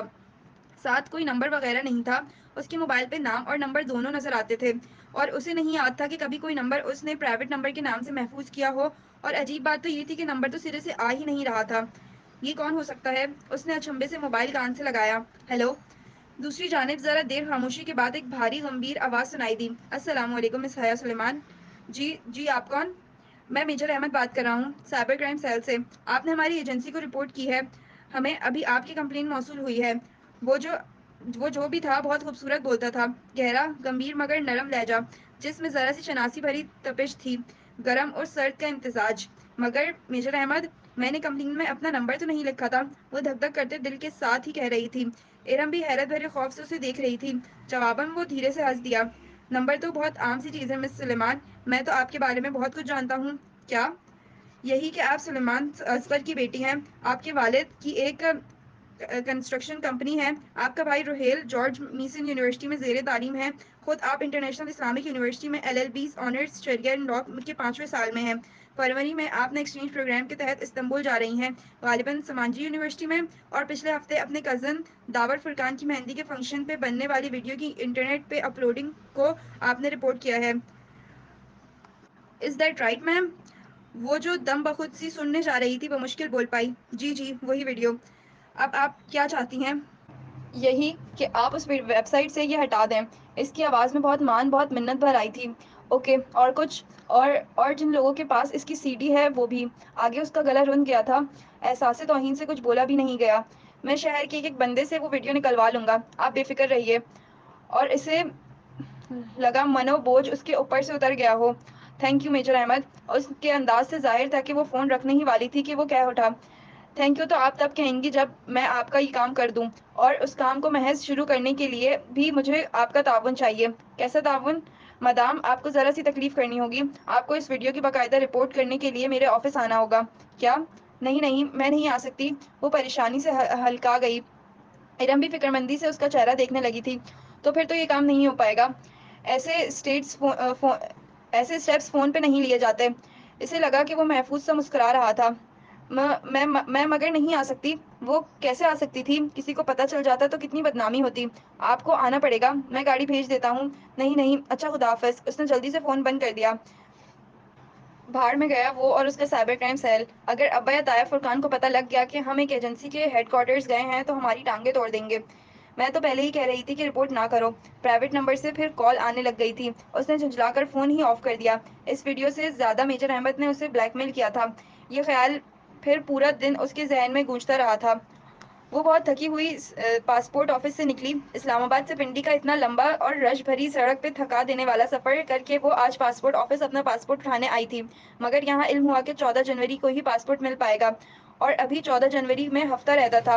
کوئی تکنیکی مسئلہ تھا جس کے باعث اسلام آباد والے پاسپورٹ آفس میں پاسپورٹ کا کام رکا ہوا تھا، تبھی اسے پنڈی میں اپلائی کرنا پڑا تھا۔ واپسی پہ بھی اتنا ہی رش تھا۔ کچھ شاپنگ کے بعد جب وہ مری روڈ پہ آئی تو مغرب چھا رہی تھی۔ سڑک گاڑیوں سے بھری پڑی تھی اور وہ گاڑیوں کا یہ سیلاب بہت سست روی سے بہہ رہا تھا۔ سگنل پہ اس نے گاڑی روکی اور شیشے کھول دیے۔ اس کا ذہن ابھی تک پاسپورٹ میں الجھا تھا۔ اگر 14 جنوری کو پاسپورٹ ملے تو بھی ویزا لگتے لگتے بہت دیر ہو جائے گی۔ ابھی ٹکٹس نہیں آئے تھے، مگر کچھ اندازہ تو تھا کہ فروری کے آغاز میں اسے ترکی جانا ہے، یعنی کم و بیش 15 دن اس کو ویزے کے لیے ملتے، اور ترکی کا ویزا تو بھی 15 دن میں نہیں لگ پاتا۔ پھر وہ کیا کرے؟ وہ انہی سوچوں میں الجھی تھی۔ یکایک کوئی اس کی کھلی کھڑکی پہ جھکا۔ سونیو، کیا سوچ رہے ہو؟ وہ بری طرح چونکی اور سر اٹھا کر دیکھا۔ وہ وہی تھا، ڈالی، چمچم کرتے ہرے لباس میں ملبوس، وگ والے بالوں کا جوڑا اور شوخ میک اپ۔ ناگواری کی ایک لہر اس کے چہرے پہ سمٹ آئی۔ اسے بھول گیا کہ کبھی ڈولی نے اس پہ کوئی احسان کیا تھا۔ ہٹو سامنے سے، وہ جھڑک کر بولی تھی۔ وہ کھلی کھڑکی میں کچھ یوں ہاتھ رکھے کھڑا تھا کہ وہ شیشہ اونچا ہی نہ کر سکی تھی۔ لو باجی، میں تو سلام دعا کرنے آئی تھی، آپ تو غصہ ہو رہی ہو؟ اس دن والے چہرے پہ کے سخت تاثرات ڈولی کے چہرے پہ نہیں تھے، بلکہ اس کے میک اپ سے ہٹے چہرے پہ سادگی و معصومیت تھی، کراہیت بھری سادگی و معصومیت۔ ہٹو سامنے سے، ورنہ میں پولیس کو بلا لوں گی۔ اسے غصہ آنے لگا تھا۔ وہ بے بسی بھی محسوس ہو رہی تھی۔ کچھ بعید نہیں تھا کہ کوئی اور غلط حرکت کر ڈالے۔ ہائے باجی، ڈولی سے ایسے بات کرتی ہو؟ اور آپ کی تعریفیں کر کر کے ڈولی نے میرا سر کھا لیا تھا۔ اس نے آواز پہ گردن گھما کر دیکھا تو فرنٹ سیٹ کی کھلی کھڑکی پہ ایک اور خواجہ سرا ہاتھ رکھے کھڑا تھا۔ ڈولی کی سیاہ رنگت کی نسبت اس کا رنگ ذرا صاف تھا۔ چہرے پہ البتہ اس نے بھی سوکھے آٹے کی طرح فیس پاؤڈر تھوپ رکھا تھا، مگر شوخ سرخ رنگ کی قمیض کی آستینوں سے جھلکتے بازوؤں پہ شاید وہ کچھ لگانا بھول گیا تھا۔ وہ دونوں ہاتھ کھڑکی کی چوکھٹ پہ دیے جھکا کھڑا تھا۔ یہ کون ہو تم؟ ہٹو میری گاڑی سے۔ اسے ٹھنڈے پسینے آنے لگے تھے۔ وہ تنہا تھی اور ٹریفک بلاک۔ سامنے کوئی ٹریفک پولیس مین بھی نہیں نظر آ رہا تھا۔ یہ جی میری بہن ہے پنکی، بڑا شوق تھا اسے آپ سے ملنے کا۔ ایک بڑی ضروری بات کرنی تھی جی ہمیں آپ سے۔ Get last. اس نے بازو بڑھا کر فرنٹ ڈور کا شیشہ اونچا کرنا چاہا، مگر پنکی نے اپنا ہاتھ اندر کر دیا۔ ایک دم سے اس کی کلائی سامنے نظر آئی تھی، جس پر حیا نے دیکھا کہ پنکی کی کلائی پہ ایک گلابی سرخ سا 1 انچ کا کانٹا بنا تھا، جیسے جلا ہو یا شاید برٹ مارک تھا۔ ہٹو، آئی سیڈ گیٹ لاسٹ۔ وہ عالم تیش میں فرنٹ ڈور کا شیشہ اوپر کرنے لگی، مگر پنکی نے اس پہ ہاتھ رکھ دیے تھے۔ شیشہ اوپر ہی نہیں ہو پا رہا تھا۔ باجی، ایسے تو نہ کرو پنکی نال، اس کا ہاتھ زخمی ہو جائے گا جی۔ ڈالی نے پیچھے سے کہتے ہوئے ہاتھ بڑھا کر اس کے کندھے پہ رکھا تو وہ تیورا کر گھومی اور زور سے ڈولی کو دھکا دیا، اور وہ اس لمحے کے لیے تیار نہ تھا، سو لڑکھڑا کر 2 قدم پیچھے ہٹا۔ اسے چند سیکنڈ مل گئے اور اس نے جلدی جلدی اپنی طرف کا شیشہ چڑھا دیا۔ اب تم بھی ہٹو ادھر سے، ورنہ میں لوگوں کو اکٹھا کر لوں گی۔ وہ بازو بڑھا کر پنکی کی طرف والا شیشہ بند کرنے لگی، مگر وہ اڑ ہی گیا تھا۔ باجی جی، میں تو تھانوں ڈولی کے دل کی بات بتانے آئی تھی اور تساں اس طرح کر رہے ہو۔ یہ جو ڈولی ہے نا، یہ بڑا پسند کرتی ہے آپ کو، مگر اقرار نہیں کرتی۔ پنکی مصنوعی انداز میں بن کر بول رہا تھا۔ پیچھے ڈالی بند شیشہ بجانے لگا تھا۔ Shut up and get lost. وہ پوری قوت سے شیشہ اوپر چڑھانے لگی۔ پنکی کی انگلیاں جو شیشے کے کنارے سے ٹکی تھیں، ساتھ ساتھ اوپر اٹھنے لگیں۔ باجی جی، گل تو سنو۔ ڈالی گھوم کر پنکی کے ساتھ آ کھڑا ہوا تھا۔ اسی اثنا میں اشارہ کھل گیا۔ گاڑیاں آگے بڑھنے لگیں۔ حیا کی گاڑی رکی کھڑی تھی۔ عقب میں گاڑیوں کے ہارن بجنے لگے، مگر دور کھڑا پولیس مین خاموشی سے تماشا دیکھ رہا تھا، مدد کے لیے آگے نہ بڑھا۔ ڈالی نے پنکی کے کندھے پہ ہاتھ مار کر چلنے کا اشارہ کیا۔ پنکی نے لمحے بھر کو گردن موڑ کر ڈالی کو دیکھا۔ اس کی گرفت شیشے پہ ذرا ڈھیلی ہوئی۔ حیا نے عالم تیش میں فوراً شیشہ اوپر چڑھایا۔ پنکی نے چونک کر دیکھا، پھر انگلیاں کھینچنی چاہییں، مگر وہ مستقل مزاجی سے شیشہ اوپر کس رہی تھی۔ پنکی کی انگلیاں پھنس کر رہ گئی تھیں۔ او چھڈو باجی جی۔ پنکی جھنجھلا کر ہاتھ کھینچ رہا تھا، مگر انگلیاں نکل نہیں رہی تھیں۔ ڈالی نے غصے سے شیشہ بجایا، مگر حیا تنفر سے ان دونوں کو دیکھتے ہوئے بازو لمبا کیے شیشے کو آخری حد تک لے گئی تھی۔ عقب میں گاڑیوں کی قطار ہارن پہ ہارن دے رہی تھی۔ کچھ گاڑیاں ساتھ سے نکلنے لگی تھیں۔ دفعتاً پنکی کے دائیں ہاتھ کی انگلی سے خون کی بوند ٹپک کر شیشے پہ لڑکی تو اسے جیسے ہوش آیا۔ ایک جھٹکے سے اس نے لیور نیچے کیا، شیشہ 1 انچ نیچے گرا۔ پنکی نے غصے سے اسے گھورتے ہوئے ہاتھ باہر کھینچے۔ گاڑی آگے بھگانے سے قبل اس نے غور سے پنکی کی ہاتھوں کو دیکھا تھا۔ دائیں ہاتھ، جس کی کلائی پہ کانٹوں کا جلا ہوا نشان تھا، کی شہادت کی انگلی سے خون نکلا تھا، اور باقی دونوں ہاتھوں کی انگلیوں کے اوپر پوروں کی قدرتی لکیر پہ موٹی سی بھوری لکیر بن گئی تھی۔ یقیناً اسے اس کے ہاتھ زخمی ہوئے تھے مگر اسے پرواہ نہ تھی. وہ زن سے گاڑی آگے لے گئی. پھر اس نے بیک ویو مرر میں دیکھا وہ دونوں خواجہ سرا بار بار مڑ کر اسے غصے سے دیکھتے ہوئے سڑک پار کر رہے تھے. ڈالی نے پنکی کا زخمی ہاتھ تھام رکھا تھا اور غصے سے پلٹ کر حیا کی دور جاتی گاڑی کو دیکھتے ہوئے کچھ کہہ رہا تھا. اس نے سر جھٹک کر ایکسیلیٹر پہ زور بڑھا دیا. کم از کم اتنی امید اسے ضرور تھی کہ وہ اب اس کا پیچھا نہیں کرنے کی ہمت نہیں کرے گی. بہت جلد وہ خوش فہمی غلط ثابت ہونے والی تھی. حیا حیا جیسے ہی وہ گھر میں داخل ہوئی لاؤنج میں بیٹھے سلیمان صاحب تیزی سے اس کی طرف بڑھے. ان کے چہرے پہ غیظ و غضب چھایا تھا. وہ ڈر کر پیچھے ہٹی. تبھی پیچھے کہیں فون کی گھنٹی بجی تھی. یہ ویڈیو تمہاری ہے؟ تم مجرے کرتی ہو؟ روہیل جو صوفے پہ بیٹھا تھا ایک دم اٹھا اور بہت سی سیڈیز اس کی طرف اچھالی. وہاں سب موجود تھے. تایا فرقان اور بداور بھائی اور روہیل سب اور ایک طرف زمین پر بیٹھی ارم رو رہی تھی. دور کہیں فون کی گھنٹی مسلسل بج رہی تھی. نہیں نہیں وہ سر ہلاتے ہوئے خوف سے ان کو کہنا چاہتی تھی. اس کا منہ تو ہلتا تھا لیکن آواز نہیں نکل رہی تھی. وہ سب اس کا خون پینے پہ تلے تھے. دفتن سلیمان صاحب نے آگے بڑھ کر ایک زوردار تھپڑ اس کے چہرے پہ دے مارا. بے حیا بے حیا اسے تھپڑوں سے مارتے ہوئے سلیمان صاحب کہہ رہے تھے. ان کے لب ہل رہے تھے مگر اس سے آواز ڈالی کی نکل رہی تھی. وہ سلیمان صاحب نہیں ڈالی بول رہی تھی. ڈالی ڈالی پنکی بے حیا پنکی کی انگلیاں فون کی گھنٹی. وہ ایک جھٹکے سے اٹھ بیٹھی. کمرے میں اندھیرا تھا. اس نے ہاتھ بڑھا کر ٹیبل لیمپ آن کیا. زرد سی روشنی ہر سو پھیل گئی. اس نے بے اختیار دونوں ہاتھوں سے اپنا چہرہ چھوا. وہ ٹھیک تھی. سب ٹھیک تھا. کسی کو کچھ علم نہیں ہوا تھا. وہ سب ایک بھیانک خواب تھا. او خدایا وہ نڈھال سی بیڈ ٹراؤنس کے ساتھ پیچھے جا لگی. اس کا تنفس تیز تیز چل رہا تھا. دل جیسے ویسے ہی دھڑک رہا تھا. پورا جسم پسینے میں بھیگا تھا.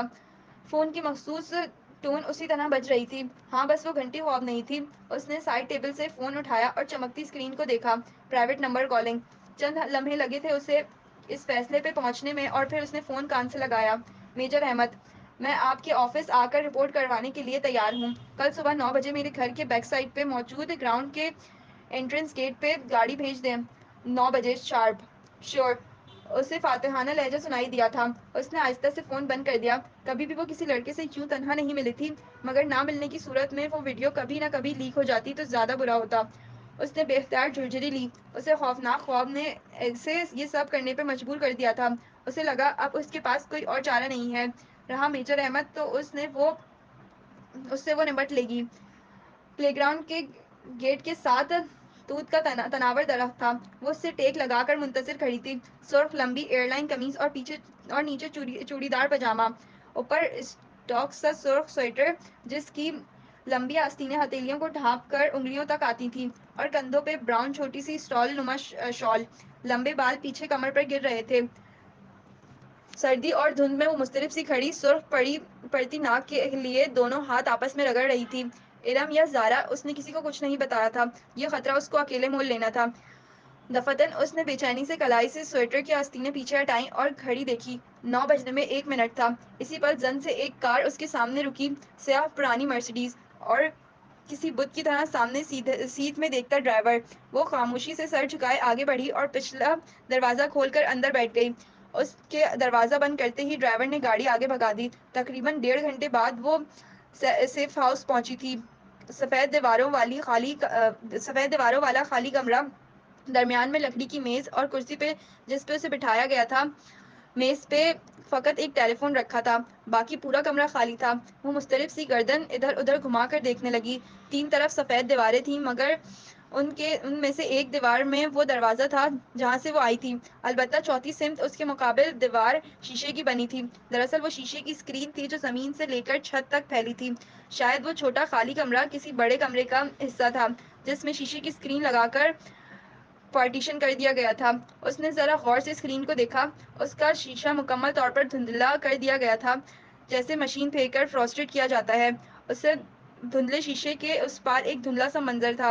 ہر شے اتنی مبہم اور دھندلی تھی کہ وہ بمشکل ایک خاکہ بنا پا رہی تھی. یقیناً وہ شیشہ ایک کمرے کو 2 حصوں میں تقسیم کرنے کے لیے درمیان میں لگایا گیا تھا اور اس کے پار کمرے کا باقی حصہ تھا. بس ایک دھندلا سا خاکہ سمجھ میں آتا تھا. شیشے کے اس پار کوئی پرتعیش سا آفیسر اور آفس ٹیبل کے پیچھے ریلنگ چیئر پہ کوئی بیٹھا تھا. اس کا رخ حیا کی جانب ہی تھا. اس کا چہرہ واضح نہ تھا. بس ایک دھندلی سی آؤٹ لائن ہی بنتی تھی. خاکی یونیفارم سر پہ کیپ ٹیک لگا کر کرسی پہ بیٹھا، میز پہ رکھی ہوئی چیز انگلیوں سے گھماتا۔ وہ کس طرف دیکھ رہا تھا وہ فیصلہ نہ کر پائی۔ اس کا رخ تو سامنے حیا کی جانب ہی تھا، شاید دیکھ بھی اسی کو رہا تھا، مگر اس کی آنکھیں واضح نہ تھیں۔ واضح تھی تو بس ایک چیز، اس آفیسر کے گندمی چہرے کے دائیں طرف والے آدھے حصے پہ ایک بدنما سی کالک جیسے آدھا چہرہ جھلس گیا ہو۔ دفعتاً وہ شخص آگے کو جھکا اور میز سے کچھ اٹھا کر کان سے لگایا، غالباً فون کا ریسیور۔ ٹرن ٹرن، یکدم حیا کے سامنے میز پہ رکھا فون بجنے لگا۔ وہ چونکی، فون مسلسل بج رہا تھا۔ کیا وہ شخص اسے کال کر رہا تھا؟ اس نے دھڑکتے دل سے ریسیور اٹھایا اور کان سے لگایا۔ ہیلو، السلام علیکم مس حیا سلیمان، دس از میجر احمد۔ وہی بھاری نرم سا خوبصورت لہجہ۔ وعلیکم السلام۔ وہ فون ہاتھ میں پکڑ کر کان پہ رکھے یک ٹک سامنے اسکرین کو دیکھ رہی تھی، جس کے پار آدھے جھلسے چہرے والا آفیسر فون تھامے بیٹھا تھا۔ کیا وہی میجر احمد تھا؟ میں امید کرتا ہوں کہ ہم نے آپ کو زیادہ تکلیف نہیں دی۔ جی۔ اس کو گھٹن محسوس ہونے لگی تھی۔ میرے سامنے لیپ ٹاپ پہ تمام سسٹم کھلا ہے، مجھے ایک کلک کرنا ہے اور آپ کی ویڈیو صفحہ ہستی سے یوں مٹ جائے گی جیسے کبھی بنائی ہی نہ گئی تھی۔ دیوار کے پار اس دھندلے منظر میں بیٹھے اس آفیسر کے سامنے بھی ایک لیپ ٹاپ کھلا پڑا تھا۔ تو میجر احمد تھا، مگر سامنے کیوں نہیں آتا تھا؟ اور شہر کے ایک ایک بندے میں سے میں نے یہ ویڈیو نکلوا چکا ہوں۔ بولیے حیا، میں کلک کر دوں؟ اور وہ رپورٹ؟ سمجھے وہ درج ہو گئی۔ اسے لگا وہ مسکرایا تھا۔ مگر آپ نے کہا تھا کہ مجھے رپورٹ کے لیے غلط کہا تھا، ایکسکیوز بنایا تھا۔ بعض اوقات بہانے بنانے پڑتے ہیں، تب جب مزید صبر نہیں ہوتا، سمجھی؟ فون کو جکڑا اس کا ہاتھ پسینے میں بھیگ چکا تھا۔ یہ شخص اتنی عجیب باتیں کیوں کر رہا تھا؟ آپ کلک کر دیں، بمشکل وہ کہہ پائی۔ وہ شخص جھکا، شاید بٹن دبانے، اور پھر واپس پیچھے ہو کر بیٹھا۔ کر دیا۔ Okay, thank you major Ahmed. اس کا گلا روننے لگا تھا۔ ایک بات پوچھوں؟ جی۔ کیا یہ ویڈیو جعلی تھی؟ نہیں تھی تو اصلی۔ تو آپ اتنا ڈر کیوں رہی تھی؟ ظاہر ہے یہ ہماری فیملی ویڈیو تھی اور شادیوں پہ ڈانسز کی ویڈیو ہم نہیں بنواتے۔ کیوں؟ وہ پے در پے سوال کر رہا تھا۔ کیا مطلب کیوں؟ شادیوں کی ویڈیوز سرکولیٹ ہوتی ہیں ہر جگہ، کیا اچھا لگتا ہے ہماری ڈانس کی ویڈیوز پرائے لوگ دیکھیں؟ مگر پرائے لوگ لائیو دیکھ سکتے ہیں۔ غالباً اس ویڈیو میں مجھے ویٹرز، مووی میکر اور ڈی جے نظر آ رہے تھے، وہ بھی تو پرائے مرد ہیں نا؟ میں سمجھ نہیں پایا کہ اگر آپ اس طرح رقص کرنے کو صحیح سمجھتی ہیں تو ویڈیو کے باہر نکلنے پر پریشان کیوں تھیں، چاہے movie maker, waiter, DJ دیکھیں یا انٹرنیٹ پہ موجود مرد، بات تو ایک ہی ہے۔ اور اگر آپ اس کو غلط سمجھتی ہیں تو آپ نے یہ کیا ہی کیوں؟ میں آپ کے سامنے جواب دہ نہیں ہوں، وہ درشتی سے بولی تو چند لمحوں کی خاموشی چھا گئی۔ ٹھیک کہا آپ نے، خیر۔ اس نے ایک گہری سانس لی۔ ایک بات پوچھوں؟ پوچھیے۔ اب کہ اس کی آواز میں اجنبیت در آئی تھی۔ کبھی کوئی آپ کے لیے جنت کے پتے توڑ کر لایا ہے؟ ہم دنیا والوں نے جنتیں کہاں دیکھی ہیں میجر احمد؟ اس کے چہرے پہ تلخی رقم تھی۔ تبھی تو ہم دنیا والے جانتے ہی نہیں کہ جنت کے پتے دکھتے کیسے ہیں۔ کبھی کوئی آپ کو لا کے دے تو انہیں تھام لیجیے گا، وہ آپ کو رسوا نہیں ہونے دیں گے۔ اس کے چہرے کی تلخی سکوت میں ڈھلتی گئی۔ وہ ٹھہر سی گئی۔ دھندلی دیوار ابھی تک اس کے سامنے تھی۔ کون تھا اس پار؟ آپ سن رہی ہیں؟ جی جی جی، وہ چونک کر سنبھلی۔ میں چلتی ہوں۔ وہ ریسیور کان سے ہٹانے ہی لگی تھی کہ وہ کہہ اٹھا، ایک منٹ، ایک آخری سوال کرنا ہے مجھے۔ وہ اٹھتے اٹھتے واپس بیٹھ گئی۔ جی پوچھیے۔ آپ مجھ سے شادی کریں گی؟ اسے زور کا دھچکا لگا تھا۔ وہ گنگ سی پھٹی پھٹی آنکھوں سے دھندلی دیوار کو دیکھے گئی۔ بتائیے مس حیا۔ اس کے لب بھیج گئے۔ حیرت اور شوق پہ غصہ غالب آ گیا۔ مس حیا نہیں، مسز حیا۔ چبا چبا کر ایک ایک لفظ بولتی وہ پرس تھام کر اٹھی۔ فون کا ریسیور ابھی تک پکڑ رکھا تھا۔ کیا مطلب؟ وہ واضح چونکا تھا۔ افسوس کہ میرے بارے میں اتنی معلومات رکھنے کے باوجود آپ میرے بچپن کے نکاح کے بارے میں لا علم ہیں۔ وہ نکاح جو میرے کزن جہان سکندر سے میرا بچپن ہی میں پڑھا دیا گیا تھا۔ میں شادی شدہ ہوں اور میرا شوہر ترکی میں رہتا ہے۔ اوہ، آپ کی وہ رشتہ دار فیملی جو کبھی پاکستان نہیں آئی؟ جانتا ہوں۔ آپ کی پھپھو کا خاندان جو ذلت اور شرمندگی کے مارے اب شاید کبھی ادھر کا رخ نہیں کرے گا۔ آخر کارنامہ بھی تو شرمناک انجام دیا تھا نا؟ ان کا انتظار کر رہی ہیں آپ؟ ارے بچپن کا نکاح تو کورٹ کی ایک ہی پیشی میں ختم ہو جاتا ہے۔ Shut up, just shut up major Ahmed, وہ چلائی تھی۔ آپ کی ہمت بھی کیسے ہوئی یہ بات کرنے کی؟ ارے بھاڑ میں جائیں آپ اور آپ کی وہ ویڈیو، آپ بھلے اسے ٹی وی پہ چلوا دیں، مجھے پرواہ نہیں۔ میرا ایک کام کرنے کی اتنی بڑی قیمت وصولنا چاہتے ہیں آپ؟ رہا جہان سکندر تو وہ میرا شوہر ہے اور مجھے اس سے بہت محبت ہے، اس کے علاوہ میری زندگی میں کوئی نہیں آ سکتا، سمجھے آپ؟ ریسیور واپس پٹکنے سے قبل اس نے دوسری جانب اس کا سوگواریت بھرا کہکہ سنا تھا۔ پیر پٹک کر وہ دروازے کی جانب بڑھی۔ اسی پر دروازہ کھول کر ایک سپاہی اندر داخل ہوا جو اسے اندر بٹھا کر گیا تھا، گویا اسے فوراً اشارہ کر دیا گیا تھا۔ ملاقات ختم ہو چکی تھی اور حیا کے لیے وہ بے حد تلخ ثابت ہوئی تھی۔ گاڑی آپ کا انتظار کر رہی ہے میم، آئیے۔ وہ راستہ چھوڑ کر ایک طرف ہو گیا۔ حیا نے گردن موڑ کر دیکھا۔ دھند کے اس پار وہ آدھے سیاہ چہرے والا شخص میز پہ جھکا کچھ کر رہا تھا، شاید کچھ لکھ رہا تھا۔ اسے لگا اس نے اس کی میز پہ سرخ شے کی جھلک دیکھی ہے، شاید سرخ گلابوں کے گلدستے کی، یا شاید اس کا وہم تھا۔ جس لمحے وہ اس پرانی مرسیڈیز کی پچھلی نشست پہ بیٹھی تو کھلے دروازے سے اسی سپاہی نے جھک کر ایک سرخ گلابوں کا بکے اسے تھمایا، گو کہ اس کے ساتھ کوئی خط نہ تھا اور وہ پھول ان سفید گلابوں سے قطعاً مختلف تھے۔ پھر بھی اسے یقین ہو گیا کہ وہ گمنام خطوط بھیجنے والا میجر احمد ہی تھا، اور وہ اسے بہت پہلے سے جانتا تھا۔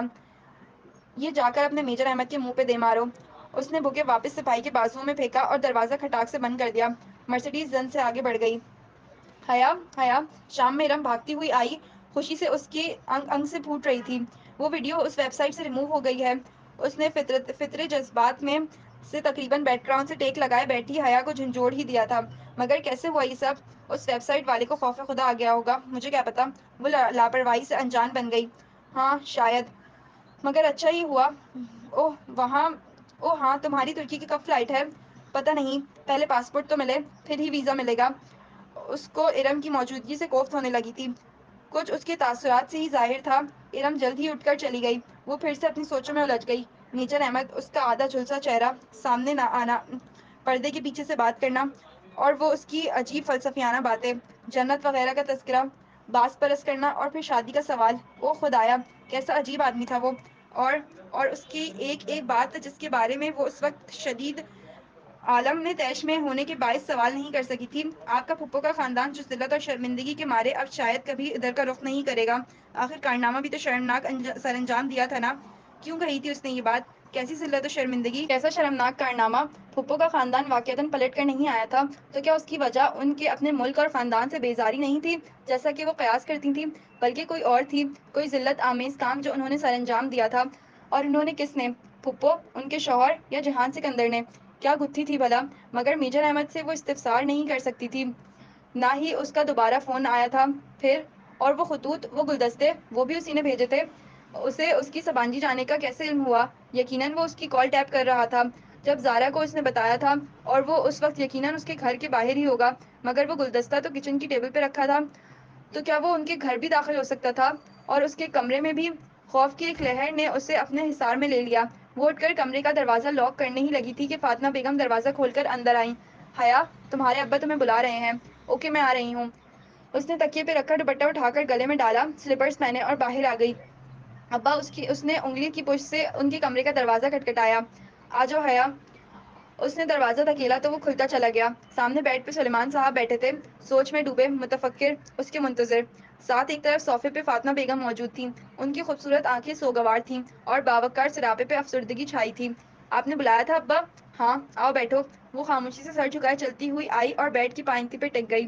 سلیمان صاحب چند لمحے خاموش رہے، شاید وہ کوئی تمہید سوچ رہے تھے، مگر حیا کو امید تھی کہ وہ بنا تمہید کے ہی سیدھی بات کر ڈالیں گے۔ میں نے ایک فیصلہ کیا ہے۔ اس نے گردن اٹھائی، وہ بہت سنجیدہ دکھائی دے رہے تھے۔ اب تمہیں کورٹ کے ذریعے سبین کے بیٹے سے خلا لے لینی چاہیے۔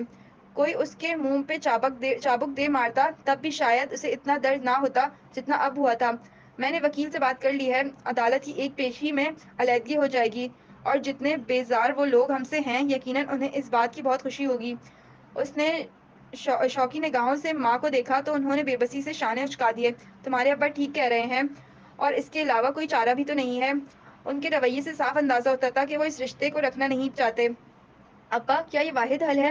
بہت دیر بعد وہ بولی تھی تو اس کی آواز میں ٹوٹے خوابوں کا دکھ تھا۔ کیا اس کے علاوہ بھی کوئی حل ہے؟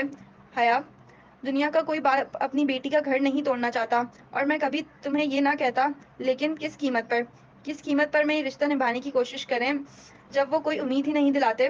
اگر آپ کو واقعی لگتا ہے کہ آپ میرا گھر بسا ہوا دیکھنا چاہتے ہیں تو مجھے ترکی جانے دیں، وہاں میں اس کو ضرور ڈھونڈوں گی اور پوچھوں گی کہ اگر وہ گھر بنانا چاہتا ہے تو ٹھیک ہے، ورنہ مجھے طلاق دے دے۔ اگر نہیں دیتا تو وہیں کورٹ چلی جاؤں گی، مگر مجھے ایک آخری کوشش کرنے دیں پلیز۔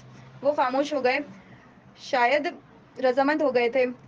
ابا، آپ مجھے 5 ماہ کا وقت دیں، اگر اس کے آخر میں بھی آپ کو لگے کہ مجھے خلا لے لینی چاہیے تو میں آپ کے فیصلے میں آپ کے ساتھ ہوں۔ وہ اٹھی اور پھر بنا کچھ کہے کمرے سے نکل گئی۔ وہ خپتی لڑکیوں سے کلاس کے باہر ہی مل گئی تھی۔ وہ فائلیں سنبھالتی باہر جا رہی تھی جب اس نے حیا کو روک لیا۔ سنیں مس سلیمان، وہ جیسے مجبوراً اسے مخاطب کر رہی تھی۔ حیا نے کوف سے پلٹ کر دیکھا، وہاں خدیجہ رانا کھڑی تھی، آنکھوں پہ بڑا سا چشمہ لگائے، بالوں کی اونچی پونی باندھے، سینے پہ فائلیں لگائے۔ ڈی جے، جسے ڈی جے صرف اس کی فرینڈز کہا کرتی تھیں اور وہ اس کی فرینڈ نہ تھی نہ بننا چاہتی تھی۔ جی خدیجہ، بادل ناخواستہ اس نے ذرا مروت سے جواب دیا۔ آپ نے ویزا کے لیے اپلائی کر دیا ہے؟ دراصل میم فرخندہ نے کہا تھا کہ ہم دونوں کو جلد از جلد ویزا کے لیے اپلائی کرنا چاہیے، کیونکہ فروری کے پہلے ہفتے میں ہم نے سبانجی کو جوائن کرنا ہے اور آج 13 تاریخ ہے۔ ہمارے پاس بس 15 دن ہے اور ترکی کا ویزا کبھی 15 دن میں نہیں لگا کرتا۔ وہ پریشانی سے تیز تیز بولے جا رہی تھی۔ اس کی بات کچھ ایسی تھی کہ حیا کو سنجیدہ ہونا پڑا، ورنہ ابھی تک تو وہ ابا کی کہی گئی باتیں سوچ رہی تھی۔ اوہ، تو تب ہمیں کیا کرنا چاہیے؟ کل لازماً ٹرکش ایمبیسی جا کر ویزے کے لیے اپلائی کرنا چاہیے۔ آپ کو پتہ ہے ٹرکش ایمبیسی کا عجیب سا رول ہے کہ ہر روز سب سے پہلے آنے والے 15 امیدواروں کا ہی انٹرویو ہوتا ہے۔ ایمبیسی صبح 7 بجے کھل جاتی ہے اور وہاں لوگوں کی لائن لگی ہوتی ہے، مگر ہم 1 منٹ بھی لیٹ ہوئے تو وہ ہمیں اگلے دن پہ ڈال دیں گے۔ آپ سن رہی ہیں نا؟ جی۔ اس نے غائب دماغی سے سر ہلایا۔ پتہ نہیں وہ کیا بولے جا رہی تھی۔ آپ مجھے اپنا نمبر لکھوا دیں تاکہ ہم کوآرڈینیٹ کر سکیں۔ اس نے بے دلی سے اپنا نمبر لکھوا دیا۔ خدیجہ اسے اپنے فون پہ نوٹ کرتی گئی۔ ٹھیک ہے، کل صبح 6:30 بجے آپ ڈپلومیٹک اینکولیٹ پہنچ جائیے گا، میں وہیں ہوں گی۔ اس نے اچھا کہہ کر جان چھڑانے والے انداز سے سر ہلایا۔ اور پلیز دیر مت کیجیے گا، یہ نہ ہو کہ آپ کی وجہ سے میرا بھی ویزا جائے۔ مس سلیمان، وہ ناک چڑھا کر یہ چتا گئی کہ آخر وہ بھی خدیجہ رانا ہے۔ کیا کمپنی ملی ہے مجھے، اف۔ وہ پیر پٹک کر آگے بڑھ گئی۔ ابا کی باتوں نے تو اتنا ڈپریسڈ کیا تھا کہ اب اس وقت ویزا وہ آخری چیز تھا جس کے بارے میں وہ سوچ سکتی تھی۔ رات کی تاریکی کو دکانوں کے شیشے کی دیواروں سے جھلکتی روشنیاں روشن کیے ہوئے تھیں۔ زرد روشنیوں کا عکس سامنے لمبی سیدھی سڑک پہ بھی پڑا تھا، جس کے ایک اطراف پارکنگ کی گاڑیوں کی لمبی قطار تھی، دوسری طرف ایک چھوٹا سا چبوترا بنا تھا۔ چبوترے پہ دن میں بک فیئر اسٹال لگا کرتا تھا، آج کل وہ بند تھے۔ یہ جنس اوپر تھا اور وہ اس وقت زرد روشنیوں کے عکس سے چمکتی سڑک پہ چل رہی تھی۔ سیاہ جیکٹ کی جیبوں میں ہاتھ ڈالے، شانوں پہ پھسلتے لمبے بال لیے وہ سر جھکائے خود فراموشی کے عالم میں قدم اٹھا رہی تھی۔ ابا اور اماں کی کہی گئی باتیں دل و دماغ میں گونج رہی تھیں۔ جہان سکندر کون تھا؟ اس کا منکو، کزن، شوہر، وہ شخص جس کے خواب اس نے ساری عمر دیکھے تھے، اتنی آسانی سے وہ کیسے اس سے دست بردار ہو جائے؟ کیا ابا اماں نہیں جانتے کہ خواب اگر اپنے ہاتھوں سے توڑے جائیں تو انگلیاں بھی زخمی ہو جاتی ہیں؟ پھر کیسے وہ خود کو زخم دے؟ اگر وہ جہان اور سبین پھپھو کے لیے کوئی انچاہا رشتہ تھی تو بھی ان کو صفائی کا ایک موقع دیے بغیر ہی کیسے خود کو ان سے الگ کر لے؟ یہ مکھن نہیں تھا جس سے بال نکالنا تھا، یہ تو کانٹوں سے الجھا دامن تھا۔ اگر کھینچ کر الگ کیا تو دامن پھٹ جائے گا اور اگر کانٹے نکالنے کی کوشش کی تو انگلیاں زخمی ہو جائیں گی، مگر کیا پتا اس کانٹوں کے پودے پہ گلاب بھی کھلتے ہوں، سرخ گلاب، سبز پتے، رنگوں، خوشیوں اور خوابوں کے۔ وہ سیٹی کی آواز تھی جس نے اسے خیالوں کے ہجوم سے نکالا۔ اس نے چونک کر سر اٹھایا۔ وہ 3 لڑکے تھے، جینز اور جیکٹس میں ملبوس، وہ مختلف سمتوں سے اس کی طرف آ رہے تھے، یوں کہ ہر طرف وہی تھے، گھیرا، نرغہ، تنگ دائرہ۔ جگہ قدرے سنسان تھی، خالی چبوترا تاریکی میں ڈوبا تھا، جگمگاتی روشن دکانیں ذرا دور تھیں۔ اس کا دل دھک سے رہ گیا۔ وہ تیزی سے پلٹی، مگر ادھر سے بھی ان کا ہی کوئی چوتھا آ رہا تھا۔ وہ مبہم آوازیں نکالتے، معنی خیز اشارے کرتے اس کے ارد گرد گھیرا تنگ کر رہے تھے۔ دبی آوازوں کا شور اس کو گھیرنے لگا تھا۔ وہ قریب آتے 2 لڑکوں کے درمیان سے تیزی سے سر جھکائے گزرنے لگی، مگر دائیں والے لڑکے نے سبک رفتاری سے اس کی کلائی کو تھام کر اپنی جانب کھینچا۔ ابھی اس کے لبوں سے چیخ نکلی بھی نہیں تھی کہ آگے بڑھنے والا خود بھوکلا کر پیچھے ہٹا۔ ٹن کی زوردار آواز آنے کے ساتھ کسی نے اس کے لڑکے کے سر پہ پچھلے حصے پہ کچھ مارا تھا۔ مرن جوگے، باجی کو تنگ کرتے ہو، چھوڑوں گی نہیں میں تمہیں۔ وہ اونچی لمبی ہٹی کٹی سی ڈولی ہاتھ میں پکڑا فرائی پین گھما گھما کر ان کو مار رہی تھی۔ حیا ہکا بکا سی 2 قدم پیچھے ہوئی، جس کو لگا تھا وہ سر پکڑے بلبلاتا ہوا پیچھے بھاگا۔ باقی 2 بھی اس کے ساتھ ہی دوڑے۔ ایک نے ذرا پھرتی دکھا کر ڈولی کو لات مارنا چاہی، ڈولی نے اسی فرائی پین گھما کر اسے ایسی ضرب دی کہ اس لڑکے کا گھٹنا چٹک اٹھا، شاید ٹوٹ گیا تھا۔ کم از کم اس کی چیخ سے تو حیا کو یہی لگا تھا کہ وہ لنگڑاتا ہوا بھاگ اٹھا۔ آئے بڑے سالے، ڈولی سے پنگا لیتے ہیں۔ وہ فاتحانہ ہاتھ جھاڑتے ہوئے اب حیا کی طرف مڑا، سفید آٹے سے گویا اٹا چہرہ، آنکھوں کے گرد लंबी काली लकीरें खींचकर लाइंस लगाया हुआ और आंखों के नीले सब से लेंस, गालों पे सुर्ख पाउडर, भड़कीला आईशैडो और सुर्ख चोंच की तरह की लिपस्टिक, भूरे गोल्डन बालों की लटें सर पे लिए दुपट्टे से निकल रही थी। यकीनन विग थी, जैसे कि अमूमन होती थी। पहली दफा जब उसने डॉली को देखा था, उसे कराहियत आई थी। दूसरी दफा खौफ, और उस रोज ट्रैफिक जाम पे उसे देखकर गुस्सा आया था। और आज आज कुछ भी नहीं। वो खामोशी से तेज तेज सांसें लेती उसको देख रही थी। छोड़ो जी इन हरामखोरों को बाजी, उनका तो काम ही यही है। मैं भी बड़ी देर से ताड़ रही थी उनको, पर मुझे क्या पता था कि अपनी बाजी जी को तंग कर रहे हैं आए बड़े। वो पूरी बात सुने बगैर ही पलट गई। सीने पे बाजू लपेटे सर झुकाए तेज तेज कदमों से चबूतरी की जानिब बढ़ने लगी। एक ख्वाजा सिरा के साथ रात के इस पैर सड़क पे खड़ा होना कतन दुरुस्त ना था। अरे बाजी जी कल तो सुनो। वो उसके पीछे लपका। हया चलते चलते रुकी और पलटकर संजीदगी से उसे देखा। क्या है? उसका मोमी चेहरा दुकानों की जर्द रोशनियों में दमक रहा था। हाय रब्बा, बाजी जी तुसी कितने सोने हो जी। वो दोनों हाथ रुखसारों पे रखे खुशी से चहका। उसे कराहियत आई ना खौफ, बस चुपचाप उसे देखे गई। शुक्रिया ही कह दो जी। शुक्रिया और कुछ? उसका अंदाज सपाट था। तुसी ते नाराज लगदे हो जी। डॉली तुम क्यों हर जगह मेरे पीछे आते हो? हाँ तो टेंशन ते नहीं दे दी तहानो, हमेशा मदद कीते यार। तुम्हें किसने कहा मेरी मदद करो? किसने तुम्हें मेरे पीछे लगाया है? बोलो, जवाब दो। डॉली का मुंह आधा खुल गया। लेंस लगी आंखों में पहले हैरत और फिर आंसू उतरने लगे। किसी ने नहीं जी। बड़ी देर बाद वो बहुत दुख से बोला। मुझे आप अच्छी लगती हो, इसीलिए आपका ख्याल रखती हूँ। आपको बुरा लगता है तो नहीं आऊंगी। दफतन हया का फोन बजा। उसने चौंक कर हाथ में पकड़े मोबाइल को देखा। उस पर प्राइवेट नंबर कॉलिंग लिखा आ रहा था। वो पैर पटककर चबूतरी की तरफ आई और पाँव लटकाकर बैठ गई। फोन अभी तक बज रहा था। उसने फोन कान से लगाया और डॉली को देखा, जो छोटे छोटे कदम उठाता सिसकता हुआ उस तक आ रहा था। हेलो, हेलो मिस हया, कैसी हैं आप? वो मेजर अहमद था। उसकी आवाज के पीछे बहुत शोर था। डोली आहिस्ता से उससे जरा फासले पे चबूतरे पे आ बैठा। सर झुकाए वो हथेली से आंसू पोंछ रहा था। खुदा के लिए मुझे फोन मत किया करें, और ये जो बंदे आपने मेरे पीछे लगाए हैं ना, मैं इनमें से एक एक का खून कर दूंगी और इस सब के जिम्मेदार आप होंगे। मैं शादीशुदा हूँ और जल्दी अपने शौहर के पास चली जाऊंगी। मेरा पीछा छोड़ दें, समझे आप? मजीद कुछ सुने बगैर उसने फोन रख दिया। तुसी घर बार वाले हो जी? डॉली ने चेहरा उसकी तरफ उठाया। हाँ, तुम्हारे इस मेजर ने तुम्हें नहीं बताया क्या? उसी ने मेरे पीछे लगाया है ना तुम्हें? अल्लाह पाक की कसम ले लो जी, मुझे किसी मेजर वेजर ने नहीं भेजा, मैं खुद आता हूँ। अल्लाह की कसम जी, वो रोते रोते कह रहा था। हया के दिल को कुछ हुआ। उसे लगा वो सच बोल रहा है। मैं किसी को जाकर आपकी बातें नहीं बताता। मुझे बड़ा प्यार है जी आपसे, कसम से। वो लब भींचे उसे देखे गई। कुछ था उसके पुरस्कार खौफजदा करता, मगर तरस तरमीम आमेज। ठीक है मत रो। मैं जी बड़ा प्यार करती हूँ आपसे, इसीलिए आती हूँ। पर तुसी तो इल्ज़ाम ला रहे हो। वो अब सिसकते हुए अपना सर पीटने लगा था। अच्छा अच्छा, नाउ स्टॉप इट। वो चुपचाप बैठा उसे तकता रहा, जबकि वो सामने खलाओं में घूरती रही। तुसी जा रहे हो कहीं? हया ने चौंक कर उसे देखा। तुसी फोन पे कही ना? उसने वजाहत की। हाँ, मैं यूरोप जा रही हूँ। वो जहाँ अमेरिका है? वो अंग्रेजी फिल्मों वाला? वो रोना भूलकर खुशी से चहका। शायद वो वाकई एक आम फौजा सिरा था, फिर कोई बहुत मक्कार अदाकार। हाँ वही। उसने तरदीद नहीं की। इधर कौन है जी? मेरा शौहर रहता है वहाँ। वो अब सामने रोशन दुकानों की कतार को देख रही थी। कैसा है जी ताड़ा शौहर? मैं नहीं जानती डॉली। अगर मैं जानती होती तो आज इधर ना बैठी होती।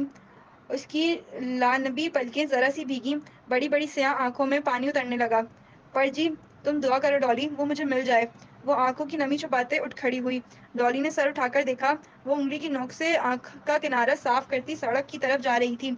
डॉली की आंखों में बेपनाह उदासी उतर आई। खुदा करे वो तुम्हें कभी ना मिले हया सुलेमान। खुदा करे तुम उससे मायूस होकर जल्द ही वापस आ जाओ, और खुदा करे तुम उधर जा ही ना सको। वो तेज तेज कदम उठाती आगे बढ़ रही थी जब उसने डॉली को कहते सुना, मगर नहीं, वो डॉली की आवाज़ नहीं थी। वो किसी मर्द की आवाज़ थी, भरपूर, खूबसूरत और उदास। ऐसी आवाज़ जो उसने पहले कभी नहीं सुनी थी।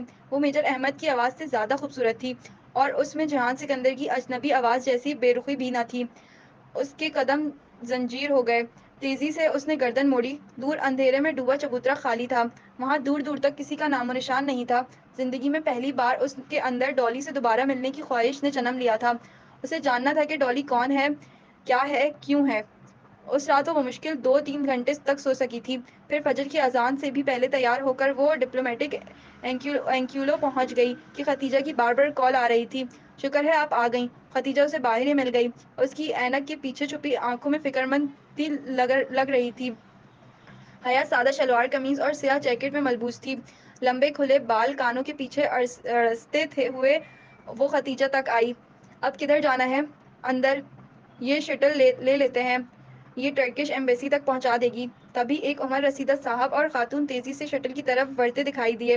میری چھٹی عز کہہ رہی ہے کہ یہ انکل انٹی بھی ٹرکش ایمبیسی جا رہے ہیں۔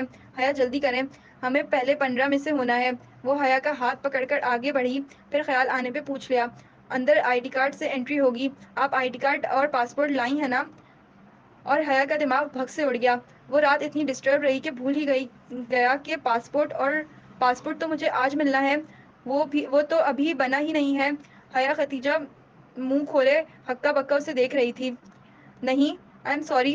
میں اور Khadija I am really sorry, میرے پاس پاسپورٹ نہیں ہے۔ اس کا سر گھومنے لگا تھا۔ وہ اتنی بڑی غلطی کیسے کر سکتی تھی؟ آپ کے پاس پاسپورٹ نہیں ہے تو آپ خود کیوں آئی ہیں یہاں؟ آپ کی وجہ سے میرا اسکالرشپ بھی رہ جائے گا، اتنا احساس ہے آپ کو؟ وہ پھٹ پڑی اور حیا جو اتنی مغرور اور خود پسند تھی، کسی کی شخصیت سے لباس تک ہر شے پرفیکٹ ہوتی تھی، اور جس کی مثالیں اس کی کلاس فیلوز دیا کرتی تھیں، وہ ایک دم رو پڑی۔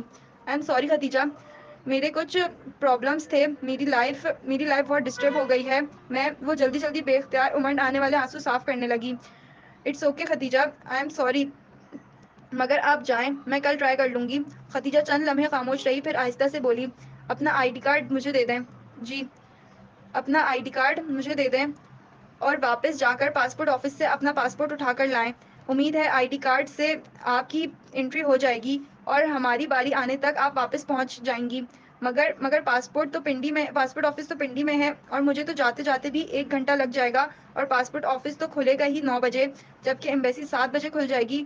اس نے فکرمندی سے کلائی پہ بندھی گھڑی دیکھی۔ یہ ناممکن ہے، میں کبھی بھی اتنی جلدی واپس نہیں پہنچ پاؤں گی کہ پہلے 15 میں سے ہو سکوں۔ حیا، میں نے زندگی میں ایک ہی بات سیکھی ہے کہ انسان کو کوئی چیز نہیں ہرا سکتی جب تک کہ وہ خود نہ ہار مان لے۔ آپ ابھی سے ہار مان لینا چاہتی ہیں؟ لائیں، آئی ڈی کارڈ دیں، مجھے انکل انٹی سے پہلے پہنچنا ہے۔ وہ اس کے ہاتھ میں پکڑا آئی ڈی کارڈ جھپٹ کر تیزی سے شٹل کی طرف دوڑتی ہوئی چلی گئی۔ اس نے آنکھوں کے کنارے پوچھے اور پھر کلائی پہ بندھی گھڑی کو دیکھا۔ کیا اس کا ویزا لگ جائے گا یا ڈالی کی بددعا پوری ہو جائے گی اور وہ کبھی ترکی نہیں جا سکے گی؟ اسے کبھی جہان سکندر نہیں مل سکے گا؟ مگر خدیجہ نے کہا تھا انسان کو کوئی چیز نہیں ہرا سکتی جب تک کہ وہ خود ہار نہ مان لے، اور اس نے سوچا کہ وہ اتنی آسانی سے ہار نہیں مانے گی۔ بے دردی سے آنکھیں رگڑ کر وہ گاڑی کی طرف لپکی تھی۔ بہت ریش ڈرائیونگ کر کے وہ پنڈی آئی تھی۔ تقریباً 1 گھنٹہ اسے بند پاسپورٹ آفس کے باہر کھڑا رہنا پڑا تھا۔ اللہ اللہ کر کے 9 بجے اور آفس کھلا، وہ اندر بھاگی گئی۔ شاید اس کی ہمت دکھانے کا صلہ تھا۔ 10 منٹ بعد وہ اپنا پاسپورٹ لیے آفس کی بیرونی سیڑھیاں اتر رہی تھی، تبھی کسی غیر شناسا نمبر سے کال آئی۔ اس نے کسی خیال کے تحت فون اٹھا لیا۔ ہیلو حیا، میں خدیجہ بول رہی ہوں۔ میرا فون تو باہر بھائی کے پاس ہے کیونکہ اندر سیل فون الاؤ نہیں تھا۔ ابھی ایمبیسی کے گارڈ سے فون لے کر 100 منتیں کر کے کال کر رہی ہوں۔ وہ ایک ہی سانس میں تیز بولے گئی، آپ کدھر ہیں؟ بس مجھے پاسپورٹ مل گیا ہے، میں آ رہی ہوں۔ میری انٹری ہوئی؟ اس نے گاڑی میں بیٹھ کر چابی اگنیشن میں گھمائی۔ شکر ہے میں نے تیز بھاگ کر ان انکل انٹی کو بائی پاس کر لیا تھا۔ میں 14ویں نمبر پر تھی اور آپ کی بھی انٹری کرا دی ہے، آپ کا 15واں نمبر ہے۔ اوہ شکر، لیکن انہوں نے ان انکل انٹی کو روک رکھا ہے کہ اگر آپ نہ آئیں تو ان کا انٹرویو ہو جائے گا، اور وہ انٹی مسلسل تسبیح پڑھ رہی ہیں۔ حیا، آپ جلدی سے آ جائیں۔ میں آ رہی ہوں، بس ابھی آفس ٹائم ہے نا تو ٹریفک ہیوی ہے، بس جلدی سے آ جائیں۔ یہ بار بار پوچھ رہے ہیں کہ میری دوست کدھر ہے، بس تھوڑی دیر اور۔ اس نے ایکسیلیٹر پہ دباؤ بڑھا دیا۔ ٹریفک حسب معمول بہت پھنسا ہوا تھا۔ بے بنا رش، ہارن کا شور، بند سگنل، پھنسی ہوئی گاڑیاں اور بار بار فکرمندی سے کلائی پہ بندھی گھڑی دیکھتی وہ پھر سست روی سے چلتے ٹریفک کو بمشکل مری روڈ سے نکل پائی تو سکون کا سانس لیا۔ معمول کی چیکنگ کے بعد وہ 11 بجے تک اسی اوپن ایئر لاؤنج میں پہنچ پائی جہاں خدیجہ تھی۔ ترک ریگز، مخصوص ترک ایول آئی اور ترکی کے نقشوں سے وہ لاؤنج سجایا گیا تھا۔ خدیجہ ایک صوفے پر منتظر پریشان سی بیٹھی تھی، اسے دیکھتے ہی اٹھ کھڑی ہوئی۔ شکر ہے آپ آ گئی حیا، انہوں نے سب کے انٹرویو روک رکھے ہیں، پہلے ہمارا ہوگا۔ اچھا، مگر کیوں؟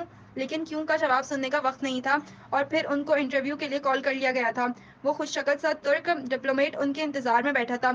وہ خدیجہ کے آگے چلتی ہوئی سامنے ہوئی اور اپنی فائل شیشے کی کھڑکی کے سوراخ سے اندر دی۔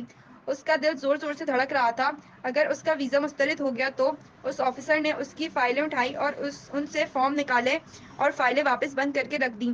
اگر اس نے ویزا دینا ہوتا تو ان کا انٹرویو کرتا، کچھ تو پڑھتا، کوئی سوال تو پوچھتا، مگر وہ بس سرسری سا فارم کو دیکھتا رہا۔ تو کیا وہ واقعی اس کا ویزا مسترد کرنے لگا تھا؟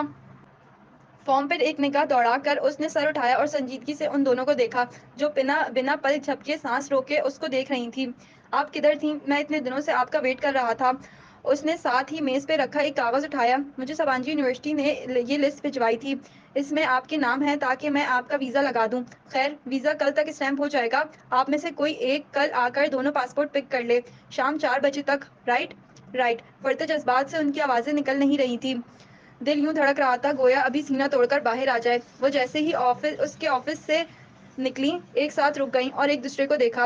آئی ایم سوری حیا، آئی ایم سوری خدیجہ، بیک وقت دونوں کے لبوں سے نکلا تھا، اور پھر وہ دونوں ہنستے ہوئے ایک دوسرے کے گلے لگ گئیں۔ بالآخر اسے یقین آ گیا تھا کہ ہاں واقعی وہ ترکی جا رہی ہے، وہ بھی پورے 6 ماہ کے لیے۔ وہ ترکی جہاں وہ رہتا ہے، وہ جو ہمیشہ اس کے دل کے ساتھ رہتا تھا۔ Welcome to Sabanci. بھائی تو چلے گئے تھے مجھے ڈراپ کر کے، میں آپ کے سیل سے ان کو کال کر لوں کہ وہ مجھے پک کر لیں؟ ڈپلومیٹک سے انکلیٹ سے نکلتے ہوئے خدیجہ نے پریشانی ظاہر کی تو اس نے مسکراتے ہوئے سر جھٹکا۔ نو پرابلم، میں آپ کو ڈراپ کر دوں گی خدیجہ، آپ مجھے ڈی جے اور تم کہہ سکتی ہو۔ شیور۔ اس نے پارکنگ میں کھڑی کار لاک کھولا۔ مجھے جنت سپر جانا ہے، یوں نہ کریں کہ کچھ شاپنگ کر لیں؟ آپ نے کچھ لینا ہوگا خدیجہ؟ اس کی تاکید کے باوجود تکلف ختم نہ کر سکی۔ سویٹرز لینے ہیں، وہاں بہت سردی ہوگی، پھر وہیں چلتے ہیں۔ سائنو شور کے بالمقابل چبوترا خالی تھا، مگر دن کے وقت وہ اتنا ویران نہیں لگ رہا تھا جتنا پچھلی رات لگا تھا۔ اور وہ آواز، وہ سر جھٹک کر آگے بڑھ گئی۔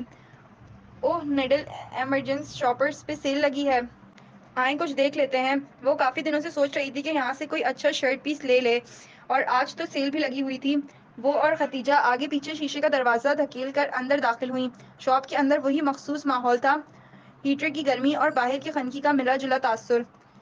زرد سپاٹ لائٹ سے چمکتی چھت اور ہر طرف شوکیس پہ پھیلی کڑھائی والے کپڑے۔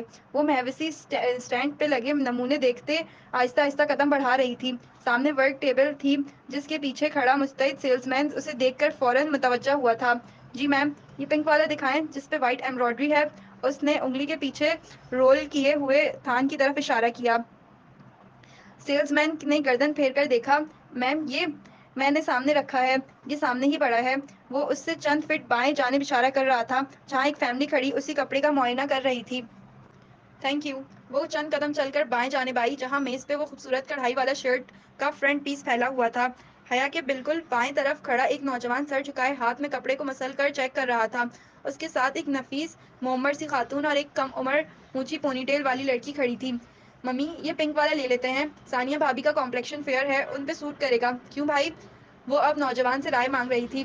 حیا نہ چاہتے ہوئے بھی ان کی طرف متوجہ ہو گئی۔ اسے بس یہی جلدی تھی کہ کب وہ شخص اس کپڑے کو چھوڑے اور وہ اسے دیکھ پائے۔ اس وقت بھی گلابی شرٹ کا کپڑا اس شخص کے ہاتھ میں تھا۔ اس نے اسے ہاتھ میں یوں پکڑ رکھا تھا کہ اس کی ہتھیلی والی طرف اوپر تھی۔ حیا اس کے ہاتھ میں پکڑے کپڑے کو دیکھ رہی تھی۔